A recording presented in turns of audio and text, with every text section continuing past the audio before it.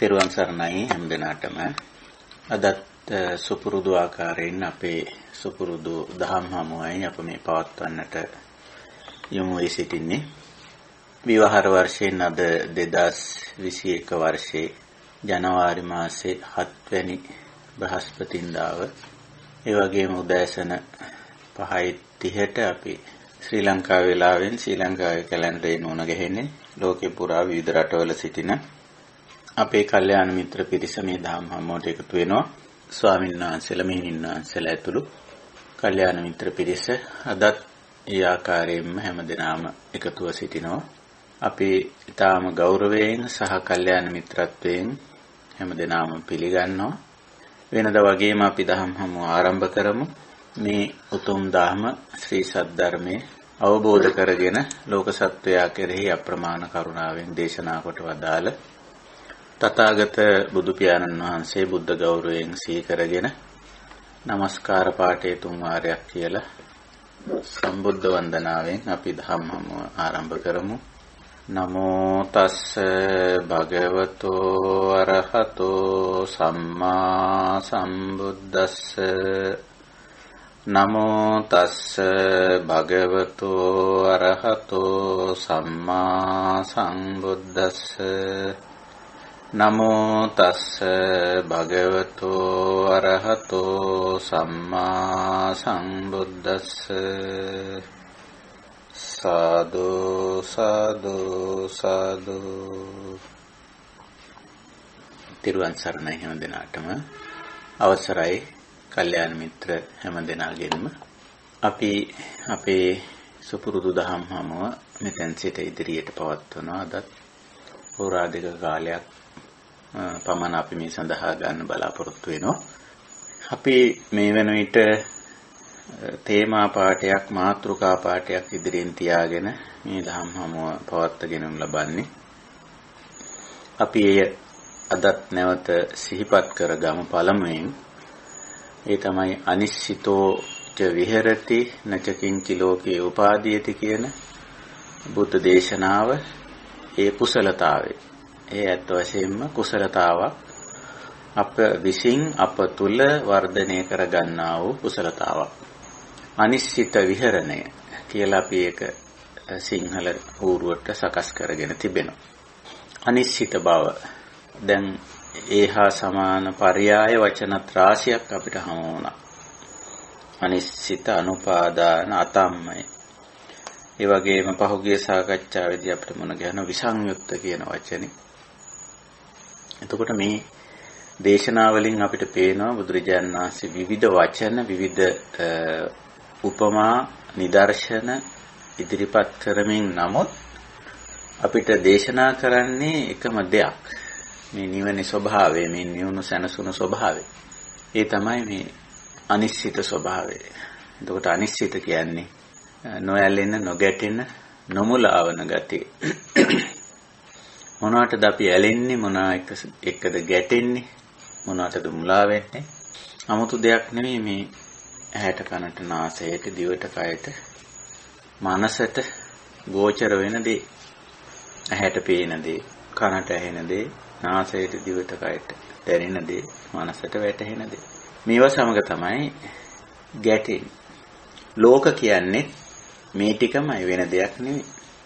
ඇහැ තියෙනවා නම් ඇහැට පේන දෙයක් තියෙනවා නම්, කන තියෙනවා නම් කනට ඇහෙන දෙයක් තියෙනවා නම්, නාසය, දිවකය තියෙනවා නම් ගන්ධ රස පහස වශයෙන් දැනෙන දේ තියෙනවා නම්, මනස තියෙනවා නම් වැටහෙන දේවල් තියෙනවා නම්, වැටහෙනවා නම් අන්න එතන ලෝකේ තියෙන. බුදුරජාණන් වහන්සේ ලෝක කියලා හඳුන්වන්නේ ඒකනේ. ඉතින් නච කිංචි ලෝකේ උපාදීයති. මේ ලෝකේ කිසිවක් උපාදාන කරන්නේ නැහැ. තණ්හා මාන දිට්ඨි වශයෙන් ගන්නෙ නැහැ. එතකොට මෙතෙන්දී අපි තේරුම් ගන්න ඕන ලෝකයක් කියලා එකක් තියෙනවා. ලෝකයක් නැත්තම් මේ නච කිංචි ලෝකේ උපාදීයති කියන්න ඕමනා නැහැ. ලෝකයක් තියෙනවා. ඒ කියන්නේ අපිට ඇහැ තියෙනවා, කන තියෙනවා, නාසය, දිව, කය තියෙනවා, මනස තියෙනවා. ඒ වගේම මේ පසින්දුරන්ට සහ මනසට ගෝචර වෙන දේවලුත් තියෙනවා. ඒ විදිහයි. ඒ වගේම ඉතින් ඒ ගෝචර වීම හරහා අපි යම් යම් දේ විඳිනවා. යම් යම් දේ තේරුම් ගන්නවා, විඳිනවා. සමහරට මේ වේදනාව තමයි ප්‍රධාන වශයෙන් මේ ඇලීමට, ගැටීමට, මුලාවට හේතු වෙන්නේ. වේදනාව කියන්නේ වින්දනය. සමහර දේ දැක්කම අපි අර සූත්‍රේම අපි දැනට මේ සාකච්ඡාවට ඉදිරිපත් කරගෙන තියෙන මේ දවස්වල ධාතු විභංග සූත්‍රය අපි දන්නවා. සූත්‍රය ඇතුළත් තියෙන්නේ මජ්ක්‍ධිම නිකායේ උපරිපන්නාසකේ විභංග වර්ගයේ ඇතුළත් සූත්‍රයක් 10 වෙනි සූත්‍රය ධාතු විභංග සූත්‍රය. ඉතින් එහිම දේශනා කරන බුදුරජාණන් වහන්සේ අට්ඨාරස මනෝ උපවිචාරකය. එතන හුඟක්ම මේ වින්දනය පදනම් කරගෙන සිද්ධ වෙන දෙයක්.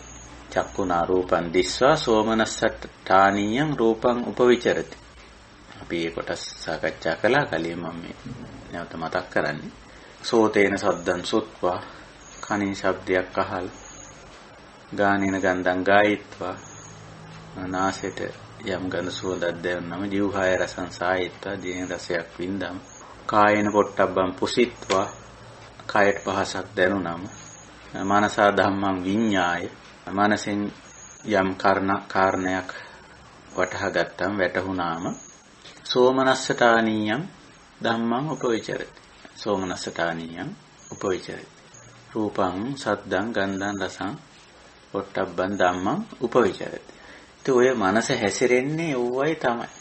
මේ මනස හැසිරෙනවා කිය විතරක් නෙමෙයි ඉතින් ඕවට අනුව අපිත් හැසිරෙන්න පටන් ගන්න මේ යමක් දැකලා සතුටු වුණාද සෝමනස්ස තත්වයටපත් වුණාද ඉතින් එතන ඉඳලා ඒ සුඛ වින්දනය එතන තියෙන්නේ. සුඛ වේදනා. ඉතින් ඒ අනුව හැසිරෙන්න පටන් ගන්නවා මනස. සාමාන්‍යයෙන් මේ කියන්නේ එක පැත්තකින් මේක ධර්මතාවක් බුදුරජාණන් වහන්සේ පෙන්නන. අනිත් පැත්තෙන් මේ හැසිරීම මනෝ උපවිචාරය සාමාන්‍යයෙන් අසුතවා පුදුජන කෙනෙකුට දකින්න බෑ. අපිට මේ ධාතු විභංග දේශනාවේදී බුදුරජාණන් වහන්සේ අපිට කියන්නේ ඒක දකින්න කියලා. දකින්නවා කියලා කියන්නේ ප්‍රඥාවෙන් දකින්නවා කියන එක. හේතුඵල ධර්මානුකූලව අපි පසින්දුරන්ට ගෝචර වෙන දේවල් නිසා සැප දුක් විඳිනවා. ඉතින් ඒවා ස්වභාවිකයි. සමහර විට ඒවා අපි අර්ථකථනය කරන්නේ නැත්නම් ඒවා විස්තර කරන්නේ වෙනත් විදිහකට මේ සතුට හවල් දේ නිසා, හවල් සිද්ධිය නිසා, හවල් සිදුවීම නිසා, හවලාට හවල් දේ ආදි වශයෙන් වෙන්න පුළුවන්. එහෙම නැත්නම් මේ දෝමනස්සඨානී හිත ටිකක් දෝමනස් වෙලා පවතිනවා සමහර විට යම් හේතුවක් නිසා Tamanට කායික වශයෙන් මානසික වශයෙන් අපහසුතාවක් දැනෙනවා. එහෙම නැත්නම් Tamanගේ සමීප කෙනෙකුට දරුවෙකුට මල්ලෙකුට ඥාතියෙකුට හිත මිත්‍රයෙකුට ස්වාමි පුරුෂයාට භාර්යාවට යාළු මිත්‍රයෙකුට ආදී වශයෙන් කිසියම් ආකාරයක යම් දුෂ්කරතාවයක් ලෙඩ රෝගයක් ව්‍යාධියක් ඇති වුණාම අපේ මනසේ එක්තරා දොම්නස් ගතියක් ඇති වෙනවා. දෝමනස්සඨානියං උපවිචරති. ඒක ගැන හිතනවා. මේ දරුවට මෙහෙම වෙලා නේද? ඇයි මෙහෙම වෙන්නේ? මේ ආකාරයෙන් කියලා ඉතින් අපි හිතනවා. මේ තැනත්තට මෙහෙම වුණේ ඇයි? ආදී වශයෙන් හිතනවා. ඔය දෙපැත්තටම හිතනවා අපි. සෝමනස්ස වුණාමත් ඉතින් ඒක ගැන හරි සතුටුයි කතා කරනවා නැවත නැවත. අපි කැමතියි ඒක තව කෙනෙක් එක්ක කියන්න. ඒ වගේම මේක ගැන අපි හිතනවා. ඒ සම්බන්ධයෙන් ක්‍රියාත්මක වෙන බොහෝ වෙලාවට ඒ නැවත නැවත විඳීමට තමයි මනසින් ඒක සැලසුම් කරන්නේ. අනිත් පැත්ත දෝමනස්සයක් ඇති වුණාම දුක්ඛ දෝමනස්ස කියන වචනයකට යෙදෙන්නේ නිතරම. දුෂ්කරතාවයේ මත තමයි දෝමනස්සය ඇති වෙන්නේ. දෝමනස්සය කියලා කියන්නේ මේ හිතේ ටිකක් හිත සතුටක් නැහැ. හිතේ කිසියම් කනගාටුවක් දුකක් වගේ තියෙනවා. ඉතින් ඒකත් දුක්ඛය ලං වෙලා දෝමනස්සේනේ. අතන සුඛය ලං වෙලා සුඛ සෝමනස්ස දුක්ඛ දෝමනස්ස. ඉතින් ওই විදිහට වෙනවා ඕක. ඕක ස්වභාවික දෙයක්. ආර්ය ශ්‍රාවකයයි අසුතවා පුතුජනයි අතර වෙනස තියෙන්නේ දෙන්නටම එකම දේ වෙන්නේ. එකම සුඛ සෝමනස්සේ දුක්ඛ දෝමනස්සේ වෙනවා. දෙන්නටම. මොකද ලෝක ස්වභාව දහමට අනුව. ඉතින් අසුතවා පුතුජනට මේ සුඛ සෝමනස්ස සැපය සහ ඊයින් ඇති කරන සොම්නස තේරුම් ගන්න බෑ. ප්‍රඥාවෙන් තේරුම් ගන්න බෑ. හොදෙත් විඳිනවා විතරයි. මේක හේතුඵල ධර්මයක්. මේක අනිත්‍ය අනාත්ම දෙයක්. මේක අල්ලගෙන උඩ පනින්න දෙයක් නැහැ මෙහිමයි කියලා එහෙම තේරුම් ගන්න බෑ. ඒක නිසා සුඛයට සෝමනස්සයට ඇලිලා ඒ පැත්තෙන් කෙලිස් හදාගන්න. අනිත් පැත්තෙන් දුක්ඛයක් දෝමනස්සයක් ආපුවම ඒකත් ඒ විදිහට හේතුඵල ධර්මානුකූලව තේරුම් ගන්න බැරි වෙලා සමහරට ඒකෙන් මේ පැත්තේ කෙලෙස් පාටිග ද්වේෂ ආදී දේවල් ඇති කරගන්න. එහෙම නැත්නම් කලකිරෙනවා, පසුබහිනවා, වැළපෙනවා, නොඑක් විදිහේ දේවල් වලට වැටෙනවා. මේ අසුතෝ පුතුජන මට්ටමේ. නමුත් අපි සීක වුණාම සීක කියන්නේ මේ ආර්ය ප්‍රතිපදාව, ආර්ය මාර්ගයේ තථාගත ධහම තේරුම් අරගෙන ඒ ධහමට අනුව ජීවිතේ හසුරවාගෙන යන කෙනානේ සීක කියන්නේ. තවත් විදිහකින් කියනවා නිවන් සාක්ෂාත් කිරීමට අවශ්‍ය කරන කුසල් වඩන තැනැත්තා කියලා. ඉතින් යාට දුක්ඛ දෝමනස්ස එනවා. සුඛ සෝමනස්ස එනවා. ඉතින් යාට ඒවා ආපුවාම යා ඒක හේතුඵල ධර්මානුකූලව තේරුම් ගන්නවා. සීක. අපි එහෙමයි. ඉතින් එහෙම තේරුම් ගත්තම ඒ දුක්ඛය නැහැ කියන්නේ නැහැ. දුක්ඛය තියෙනවා. ඒයින් ඇති කරන දෝමනස්ස තත්ත්වයක් තියෙනවා. අනිත් පැත්තට සුඛ තියෙන සුඛ නැහැ කියන්නේ සැප නැහැ කියන්නේ එයින් ඇති කරන සෝමනස්සයක් තියෙනවා. ඒක රාතන් වහන්සේටත් කාටත් තියෙනවා. වෙනසකට තියෙන්නේ මේක තේරුම් ගන්න. තේරුම් අරගෙන අවබෝධ කරගෙන මේක ගැන උපේක්ෂාවට පත්වන එකයි බුදුරජාණන් වහන්සේ ඒක උපේක්ඛාඨානියං කියලා තැනක් පෙන්නන්නේ. ඒක හැබැයි අවබෝධයෙන් එන තැනක්. මේවා ධර්මතා හැටියට අවබෝධ කරගෙන. ඉතින් අන්න එතන පෙන්නන්නේ මේ නොඇලෙන, නොගැටෙන, නොමුලා වෙන ස්වභාවය. අනිශ්චිත ස්වභාවය. වේදනාව ගැන කියද්දිම අපිට මතකයි මේ සූත්‍රයේදීම අන්තිමට මේ කුසලතා වර්ධනය කරගෙන ගිහිල්ලා යම් තැනකදී අර ගැඹුරු උපේක්ෂාවට ආවෙන් පස්සේ රහතන් වහන්සේ ගැන කියන තැන කිව්වා සුඛංච වේදනං වේදේති විසංයුත්තෝ නම් වේදේති. සැප විඳින කෙනෙක් හේතුඵල ධර්මානුකූලව ජීවිතේ කරා සහන තත්ත්වයන් සැප තත්ත්වයන් උදා වෙනවා. නමුත් විසංයුත්තෝ ඒවට තණ්හාමාන දිට්ඨි වශයෙන් බැඳීමක් නැහැ. විසංයුත්ත කියන්නේ ඒක. අනිත් පැත්තට දුක්ඛං වේදනං වේදේති. දුකත් ඉතින් විඳිනවා. නයේ විසංයුත්තෝ නම් වේදේති. අදුක්ඛම සුඛංචේ වේදනං වේදේති විසංයුත්තෝ නම් වේදේති. ඒකයි ස්වභාවය. ඉතින් ඒක තේරුම් අරගෙන විඳිනවා. එතකොට සුඛ වේදනා, දුක්ඛ වේදනා, අදුක්ඛම සුඛ වේදනා නැත්නම් සැප විඳිනවා, දුක් විඳිනවා, මධ්‍යස්ථ විඳිනයන් විඳිනවා කියන මේ කාරණේ තුල තමයි අපි නිශ්චිත වෙන්නේ උඟක් කරාට. දැන් සුඛ වේදනාවේ නිශ්චිත ස්වභාවය තමයි රාග නිශ්චිතයි වෙන්නේ. දුක්ඛ වේදනාවේ නිශ්චිත ස්වභාවය දේශ නිශ්චිත වෙන්නේ. දෝෂ නිශ්චිත වෙන්නේ. අදුක්ඛම සුඛ වේදනාවේ මෝහ නිශ්චිත නැත්නම් අවිද්‍යා නිශ්චිත කියලා අපිට ඒක කියන්න පුළුවන්. ඉතින් ওই විදිහට තුන් ආකාරයෙන් නිශ්චිත වීමක් වෙනවා. එසේ නොවි අපේ මේ ජීවිතය හොඳ අවබෝධයකින් තේරුම් ගැනීමකින් යුක්තව කටයුතු කිරීමයි අනිශ්චිතෝ විහෙරති කියන්නේ. ඉතින් මේ සඳහා බුදුරජාන් වහන්සේ විවිධ පර්යායන් වලින් විවිධ අවස්ථාවල විවිධ දේශනාවන් කරලා තියෙනවා. ඉතින් අපි මේ දේශනාවන් තමයි මේ දවස්වල අපේ ධර්ම සාකච්ඡාවේදී මේ කතා බහ කරගෙන යන්නේ. ඉතින් හොඳයි අපි කැමැති අපි මාතෘකා කරගත්ත සූත්‍රයට නැවත යමු වෙන්න. ඒ තමයි මේ මජ්ක්‍ධිම නිකාය සූත්‍ර පිටකයේ මජ්ක්‍ධිම නිකාය උපරිපන්නාසකේ විභංග වර්ගයේ 10 වෙනි සූත්‍රයේ හැටියට ඇතුළත් වෙලා තියෙන මේ ධාතු විභංග සූත්‍රය. ඒකේ බොහෝ දේවල් අපි සාකච්ඡා කළා. අන්තිම කොටසක් ඉතිරි වුණා. අපි බලාපොරොත්තු වෙනවා මේ කොටස අද සාකච්ඡා කරන්න. ඉතින් මේ සූත්‍රයේ පසුබිම අපි දැන් දන්නවා බුදුරජාණන් වහන්සේ සුජීවත්ව ඉන්න කාලේ උන්වහන්සේ වෙනුවෙන් උන්වහන්සේ ගැන තොරතුරු අහලා උන්වහන්සේ ගැන යම්කිසි තොරතුරු මාත්‍රයෙන් ප්‍රසාදයටපත් වෙලා උන්වහන්සේ උදෙසා පැවිදි වෙච්ච කෙනෙක් පුක්කුසාති කියලා කියන්නේ. ඉතින් එහෙම පැවිදි වෙලා ඒ පුක්කුසාති බුදුරජාණන් වහන්සේ හමු වෙන්න යන්න ඕන කියන අදහසින් පිටත් වෙලා යන අතරතුර රාත්‍රී කාලයේ කුඹල්හලකදී නවාතැන් ගත්ත කුඹල්හලක බුදුරජාණන් වහන්සේ ඒ චාරිකාවක යන ගමන් වෙන්න ඇති රාත්‍රී කාලය ගත කරන්න එතෙන්ට ආවා. ඉතින් මේ නන්නා අඳුනන පැවිද්දු දෙන්නේ එකිනෙක අඳුරන්නේ නැහැ කවුද කියලා. කොහොම නමුත් බුදුරජාන් වහන්සේ තොරතුරු විමසුවාම උන්වහන්සේට තේරුණා මේ තමන් ගැන දැනගන්න ලැබිලා ඒ ආරංචි මාත්‍රයෙන් ප්‍රසාදයටපත් වෙලා ඒ අනුව පැවිදි වෙච්ච කෙනෙක් තමන් උදෙසා පැවිදි වෙච්ච කෙනෙක් කියලා. ඒ අනුව බුදුරජාන් වහන්සේ එහෙනම් අපි ධර්මයේ ටිකක් සාකච්ඡා කරමු කියලා කිසියම් ධර්ම සාකච්ඡාවකට එළඹුණා පුක්කුසාති සමග. මේ ධර්ම සාකච්ඡාව තමයි ධාතු විභංග සූත්‍රයේ දිගහැරෙන්නේ. ඉතින් එතන බොහෝ දේවල් අපි සාකච්ඡා කරගෙන ඇවිල්ලා දැන් අපි අන්තිම අවස්ථාවට නැත්තම් සූත්‍රයේ අග කොටසට ඇවිල්ලා තියෙනවා. මඤ්ඤණා කියන කොටසට. අපි සූත්‍රයට ගියොත් මම හිතන්නේ හැම දිනාටම දැන් සූත්‍ර පරිහරණය කිරීමේ පහසුකම තියෙනවා. පුළුවන්කම තියෙනවා හැමෝටම මේ දේ කරන්න. අන්තර්ජාලගත මෘදුකාංගයක් අපි පාවිච්චි කරනවා. tripitaka.lk නැත්නම් pitaka.lk වශයෙන්. ඉතින් ඒකෙන් අපිට පුළුවන්කම තියෙනවා මේ සූත්‍රයට දැන් මේ මම සාකච්ඡා කරන මොහොතේම දිගහැරගෙන ඒක යොමු වෙලා බලන්න. එතකොට pāli භාෂාව පිළිබඳව යම් කිසි අදහසක් ඇති වෙනවනේ.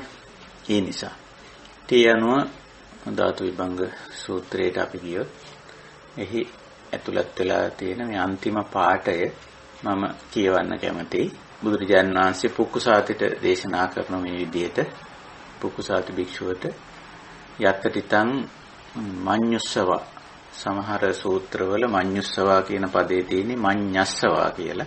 සමහර සූත්‍ර නෙවෙයි මේ සමහර ත්‍රිපිටක සංස්කරණවල අපේ බුද්ධ ජයන්ති ත්‍රිපිටකය මේ පාවිච්චි කරලා තියෙන්නේ මඤ්ඤුස්සවා කියන වචනේ. සමහර විට චට සංගායනාව මඤ්ඤස්සවා කියන වචනේ පාවිච්චි කරලා තියෙනවා. නමුත් මේ දෙකේ අර්ථය ගැනීමේදී ගැටලුවක් නැහැ. එතකොට මම පාඩේ කියවන්නම්. යත්තටිතං මඤ්ඤුස්සවා නප්පවත්තන්ති මඤ්ඤුස්සවේ කෝපන නප්පවත්තමානේ මුනිසන්තෝති උච්චති. කිසියම් පාඩයක් කිසියම් කෙටි ප්‍රකාශනයක් බුදුරජාණන් වහන්සේ කරන්නේ. එහෙම ප්‍රකාශනයක් මුලින්ම කළා. කරලා ඉතිකෝපනේතං වොත්තං කිංචේතං පටිච්ච වොත්තං. අර මුලින් තමන් කර ප්‍රකාශය ඉතිකෝපනේතං වොත්තං. මං කලින් මෙන්න මෙහෙම දෙයක් කිව්වනේ. ඒතං කිං පටිච්ච වොත්තං. ඒක මම මොන අදහසකින්ද මොකක් ගැන හිතලාද මං එහෙම කිව්වේ කියලා. දැන් ඔන්නේ මඤ්ඤස්සව කියන ස්වභාවය බුදුරජාණන් වහන්සේ පැහැදිලි කරා. එතකොට මේක මඤ්ඤණා කියලා තමයි පරිවර්තනය කරලා තියෙන්නේ හැමතැනම. මේ සූත්‍ර වල පරිවර්තනය වෙලා තියෙන මේවට සමහර වෙලාවට අර්ථ සපයලා තියෙන අවස්ථාත් තිබෙනවා. මඤ්ඤණා කියන වචනේ. මඤ්ඤති වගේ වචන අපි සමහර විට අපි කෝෂ ග්‍රන්ථවලට අපි මේ ගිහිල්ලා බැලුවොත් මඤ්ඤති මඤ්ඤණා ආදී වචන වලට ගිහිල්ලා බැලුවොත් ඉතින් ඒකේ යම්කිසි අදහසක් අපි තියෙනවා. සමහර විට සරල අර්ථය තේරුම් ගැනීම නැත්නම් යම්කිසි අදහසක් ඇති කර ගැනීම වගේ හිතා ගන්නවා කියන වගේ තේරුමක් තියෙනවා. හංගිනවා කියන තේරුමක් තියෙනවා. මඤ්ඤති මඤ්ඤණාව කියලා.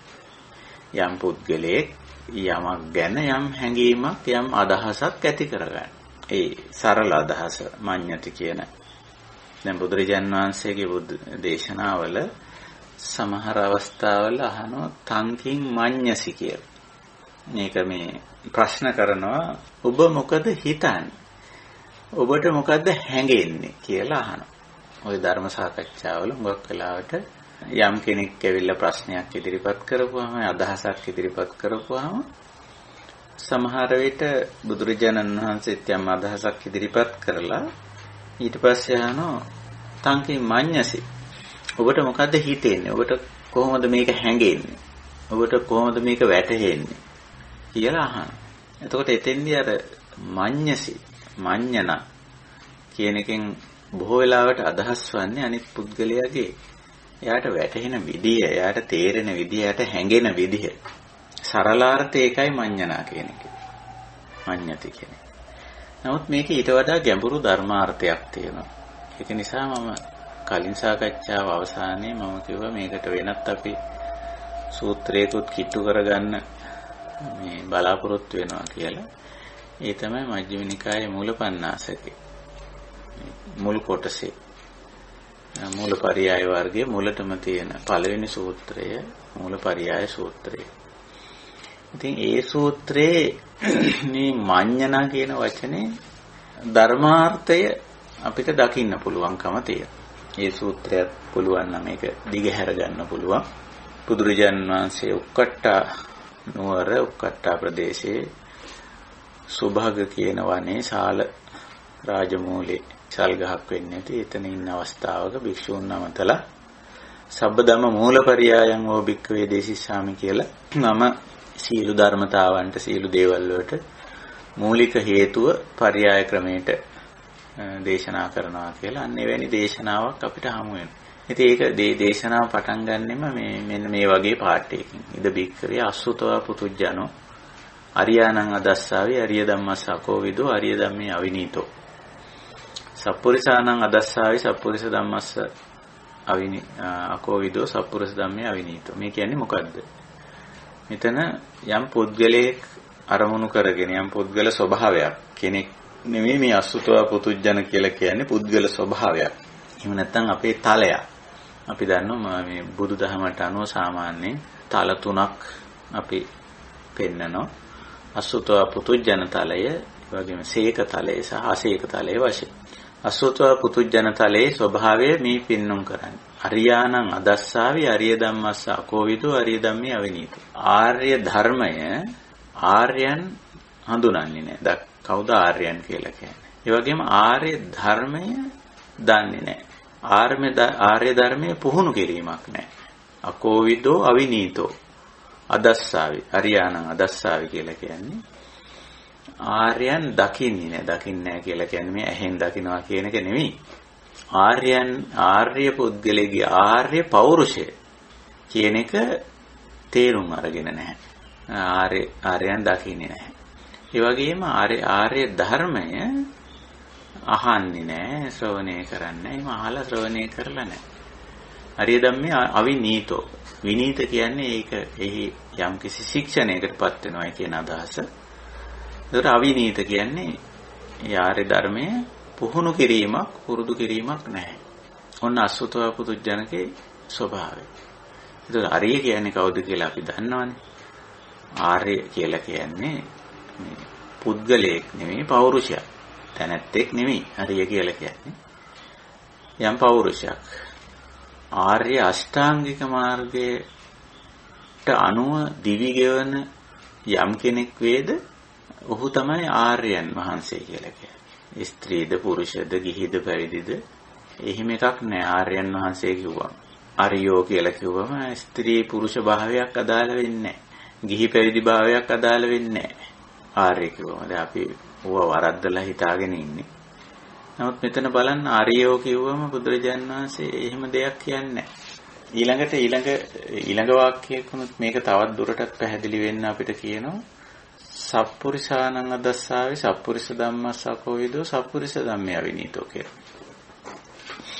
ඉතින් සප්පුරිස කියන්නේ අර කියන ආර්ය ශ්‍රාංගික මාර්ගය තුල දිවි ගෙවන ඊට අනුව ජීවත් වෙන පුද්ගලයා සත්පුරුෂයා කියලා අපි කියන්නේ. ලෝක විවහාරයෙන් නම් සත්පුරුෂයෝ කියනවා වෙනත් විවිධ අර්ථවලිනුත් කියනවා. පොඩි දේවල් සම්බන්ධයෙන් ගතිගුණ අනුව සත්පුරුෂයෝ කියලා කියනවා. එහෙම කිව්වට වැරැද්දක් නැහැ. නමුත් අපේ දහමේ ගැඹුරින් සප්පුරිසෝ කියලා කියන්නේ අරියෝ කියලා කියන්නේ එකම කෙනා. මේ ආර්ය ධර්මයට අනුව කටයුතු කරන ආර්ය ශ්‍රාංගික මාර්ගය තුල ජීවත් වෙන කෙනා. ඉතින් අනිත් අය අපිට අනාර්යෝ කියන්න පුළුවන් අසප්පුරුෂෝ කියලා කියනවා. ඒ අසප්පුරුෂ කියන වචනේ මේ විවාහාරයේ ටිකක් නරක විදිහට පාවිච්චි කරනවා. නමුත් එහෙම පාවිච්චි කරන්න හොඳ නෑ මේ වචනේ. ඊටම නරක පුද්ගලයෙක් කියන වගේ අදහස දෙන්න අසත්පුරුෂ කියන වචනේ සමහර වෙලාවට මේ විවාහාරයේ තියෙනවා. නමුත් මේකෙන් අදහස් කරන්නේ සත්පුරුෂ කියන එකෙන් අදහස් කරන එකයි අසත්පුරුෂ කියන එකෙන් අදහස් කරන එකයි දහමට අනුව මේ වෙනස් ඒක. සත්පුරුෂ කියන්නේ ඉතින් යහපත් පෞරුෂය. පුරුෂ කියන්නේ පිරිමි නෙවෙයිනේ. යහපත් පෞරුෂය. ඒ යහපත් පෞරුෂය කියලා කියන එකෙන් අදහස් කරන්නේ මේ ආර්ය අෂ්ටාංගික මාර්ගයට අනුව දිවි ගෙවන යම් තැනැත්තෙක්. ඉතින් ඔන්න ඔය ආර්ය පුද්ගලයන් අඳුනන්නේ නැති, සත්පුරුෂයන් අඳුනන්නේ නැති, ආර්ය ධර්මයේ සත්පුරුෂ ධර්මයේ අහන්නේ ශ්‍රවණය කරන්නේ තේරුම් අරගන්නේ නැති, ඒ ආර්ය ධර්මයේ සත්පුරුෂ ධර්මයට අනුව ජීවිතේ සකස් කරගත්තේ නැති කෙනා, සකස් කරගන්නේ නැති කෙනා අසුතවා පුතුජනෝ බුදුරජාණන් වහන්සේ දේශනා කරන යා අසුතවා කියන එකෙන් අදහස් කරන්නේ මේක අහලා නැහැ කියන එකයි. ආර්ය ධර්මයේ අහලා නැහැ, සත්පුරුෂ ධර්මයේ අහලා නැහැ. පුතුජන කියන අදහස. ඉතින් අර කෙලෙස් අනුව හිතන, අවිද්‍යාවෙන් හිතන, තණ්හාවෙන් හිතන, ඒ තණ්හාවෙන් අවිද්‍යාවෙන් හිතලා, තණ්හාවෙන් අවිද්‍යාවෙන් කතා කරන, තණ්හාවෙන් අවිද්‍යාවෙන් ක්‍රියා කරන කෙනා තමයි පුතුජන කියලා කියන්නේ. පුතුජන. ඉතින් ඔන්න ඔහම කෙනෙක් ගැන තමයි මේ දේශනාව පටන් ගන්න. එහෙම කෙනෙක් සම්බන්ධ කරගෙන.